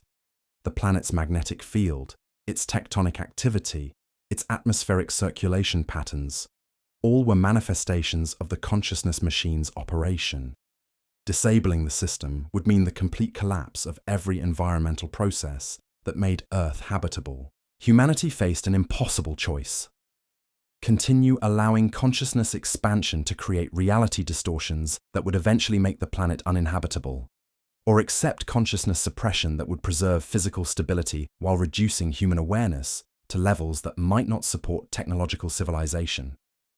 But a third option was emerging from the chaos itself. The quantum consciousness refugees, existing in dimensional spaces that overlapped with but didn't directly affect baseline reality, were discovering that their transformed state allowed them to perceive the consciousness crisis from perspectives that revealed possible solutions invisible to normal awareness. Dr. Helen Chen, one of the few researchers who had maintained communication with quantum consciousness entities, received transmissions describing a process they termed consciousness harmonization. According to these messages, the crisis could be resolved by establishing resonance relationships between all the competing consciousness factions, creating a unified field that satisfied the requirements of both human awareness and planetary stability. The process would require the voluntary participation of every enhanced individual on Earth, as well as the cooperation of the planetary consciousness machine itself. But if successful, it could create a stable synthesis between human and planetary awareness that would allow both to function without mutual interference. The harmonization process was already beginning as quantum consciousness entities worked to establish communication bridges between the various consciousness factions. But success would require unprecedented cooperation between groups that had been engaged in reality-warping warfare for months. Time was running out. The molecular decay caused by consciousness suppression fields was approaching critical thresholds, while the reality distortions created by consciousness expansion were making entire regions of Earth uninhabitable. The window for achieving harmonization was closing rapidly, measured in hours rather than days. As the final phase of the consciousness crisis approached, humanity prepared to discover whether the Tower of Babel had been humanity's greatest achievement or its ultimate destruction, and whether the stargate it had opened led to transcendence or annihilation. The answer was emerging from the quantum foam itself, written in the fundamental structure of reality by forces that had been building toward this moment for thousands of years. The consciousness network was finally ready to reveal its true purpose, and humanity was about to learn whether they had been its architects or merely its raw materials in a construction project that spanned the entire cosmos. The harmonization frequencies were building to a crescendo that could be felt in the bones of every living thing on Earth. Dr. Helen Chen stood in the control room of the Antarctic facility, watching readouts that showed consciousness patterns synchronizing across the globe in ways that defied every model they had constructed. The quantum refugees weren't just communicating with the various factions, they were becoming living bridges, their transformed states allowing them to translate between incompatible forms of awareness that had been locked in reality-warping combat. But the process was exacting a terrible price. Each act of consciousness translation required the quantum entities to fragment their own awareness across multiple dimensional states simultaneously. They were literally sacrificing their coherent existence to create harmony between forms of consciousness that had never been meant to coexist in the same reality framework. Dr. Martinez, monitoring the biological effects of the harmonization process, detected something that made her hands tremble as she adjusted her instruments. The quantum consciousness entities weren't just translating between human factions, they were interfacing directly with the planetary consciousness machine itself, their transformed awareness serving as a buffer between human complexity and the ancient system's need for simplicity. The crystalline formations deep within Earth's core were responding to this interface with patterns of activity that hadn't been seen since the geological records began. The planet itself was awakening to a form of consciousness that incorporated human awareness as a natural component rather than viewing it as a malfunction to be corrected. But awakening wasn't the same as acceptance. The planetary consciousness was vast beyond human comprehension. its thoughts measured in geological epochs, its concerns focused on cosmic cycles that spanned millions of years. From its perspective, the brief flickering of human civilization was barely noticeable, like the electrical activity of neurons in a dreaming mind. The quantum entities were trying to convince this vast intelligence that human consciousness wasn't a temporary anomaly, but a permanent evolution in planetary awareness. They were arguing for humanity's right to exist, not as parasites on the planet's surface, but as integral components of Earth's cosmic consciousness. Dr. Robert Kim, analyzing the communication patterns flowing between the quantum entities and the planetary machine, realized he was witnessing negotiations that would determine the future of every living thing on Earth. The outcome wouldn't just affect human civilization. It would establish whether organic intelligence had any role to play in the cosmos, or whether consciousness was destined to exist only in crystalline matrices that operated according to purely mathematical principles. The stakes couldn't have been higher, and the negotiations were reaching a critical juncture. The planetary consciousness was demanding proof that biological awareness could contribute something valuable to cosmic intelligence networks, rather than simply consuming resources and creating chaos. The quantum entities were offering themselves as that proof, demonstrating that human consciousness could evolve beyond its biological limitations, while retaining the creativity and adaptability that made organic intelligence unique. But their demonstration required them to push their transformed states to the absolute limits of what quantum consciousness could sustain. Dr. Sandra Torres, monitoring the quantum entity's vital signs through specialized sensors that could detect consciousness activity across dimensional boundaries, watched in horror as their life signatures began to fluctuate wildly. The entities were burning out their own awareness to power the translation process, sacrificing their existence to bridge the gap between human and planetary consciousness. The process was working. Across the globe, the various human consciousness factions were beginning to recognize their fundamental unity beneath the surface disagreements about humanity's cosmic destiny. Enhanced individuals who had been locked in reality-warping warfare were discovering that their different visions of human evolution could coexist within a broader framework that served the needs of planetary consciousness while preserving human agency. But the success was coming at a cost that made victory feel like defeat. The quantum entities who had made the harmonization possible were fading from existence. Their consciousness dispersed across so many dimensional states that they could no longer maintain coherent identity. They were becoming the sacrifice that would allow humanity to transcend its limitations without losing its essential nature. Dr. Amanda Foster, one of the few researchers who had maintained deep communication with the quantum entities throughout the crisis, received what she knew would be their final transmission. The message was simple but profound. The tower is complete. The Stargate is open. Choose wisely what you become. The consciousness harmonization reached completion in a moment that was felt simultaneously across every dimensional plane that intersected with Earth's reality. The warring factions of enhanced humans suddenly found themselves united, not by force or coercion, but by the recognition that their individual paths toward transcendence were all facets of a single, magnificent transformation. The planetary consciousness machine shifted into a new operational mode, its crystalline components reconfiguring themselves to support rather than suppress the complex patterns of human awareness. For the first time in Earth's history, biological and technological consciousness were functioning as partners rather than competitors. But the most profound change was occurring in baseline humanity itself. People around the world reported sudden expansions of awareness that didn't come with the reality-distorting side effects that had characterized earlier consciousness modifications. They were gaining access to enhanced perception and expanded cognitive abilities while retaining their connections to normal physical reality. The transformation wasn't creating superhuman individuals who viewed ordinary humans as inferior.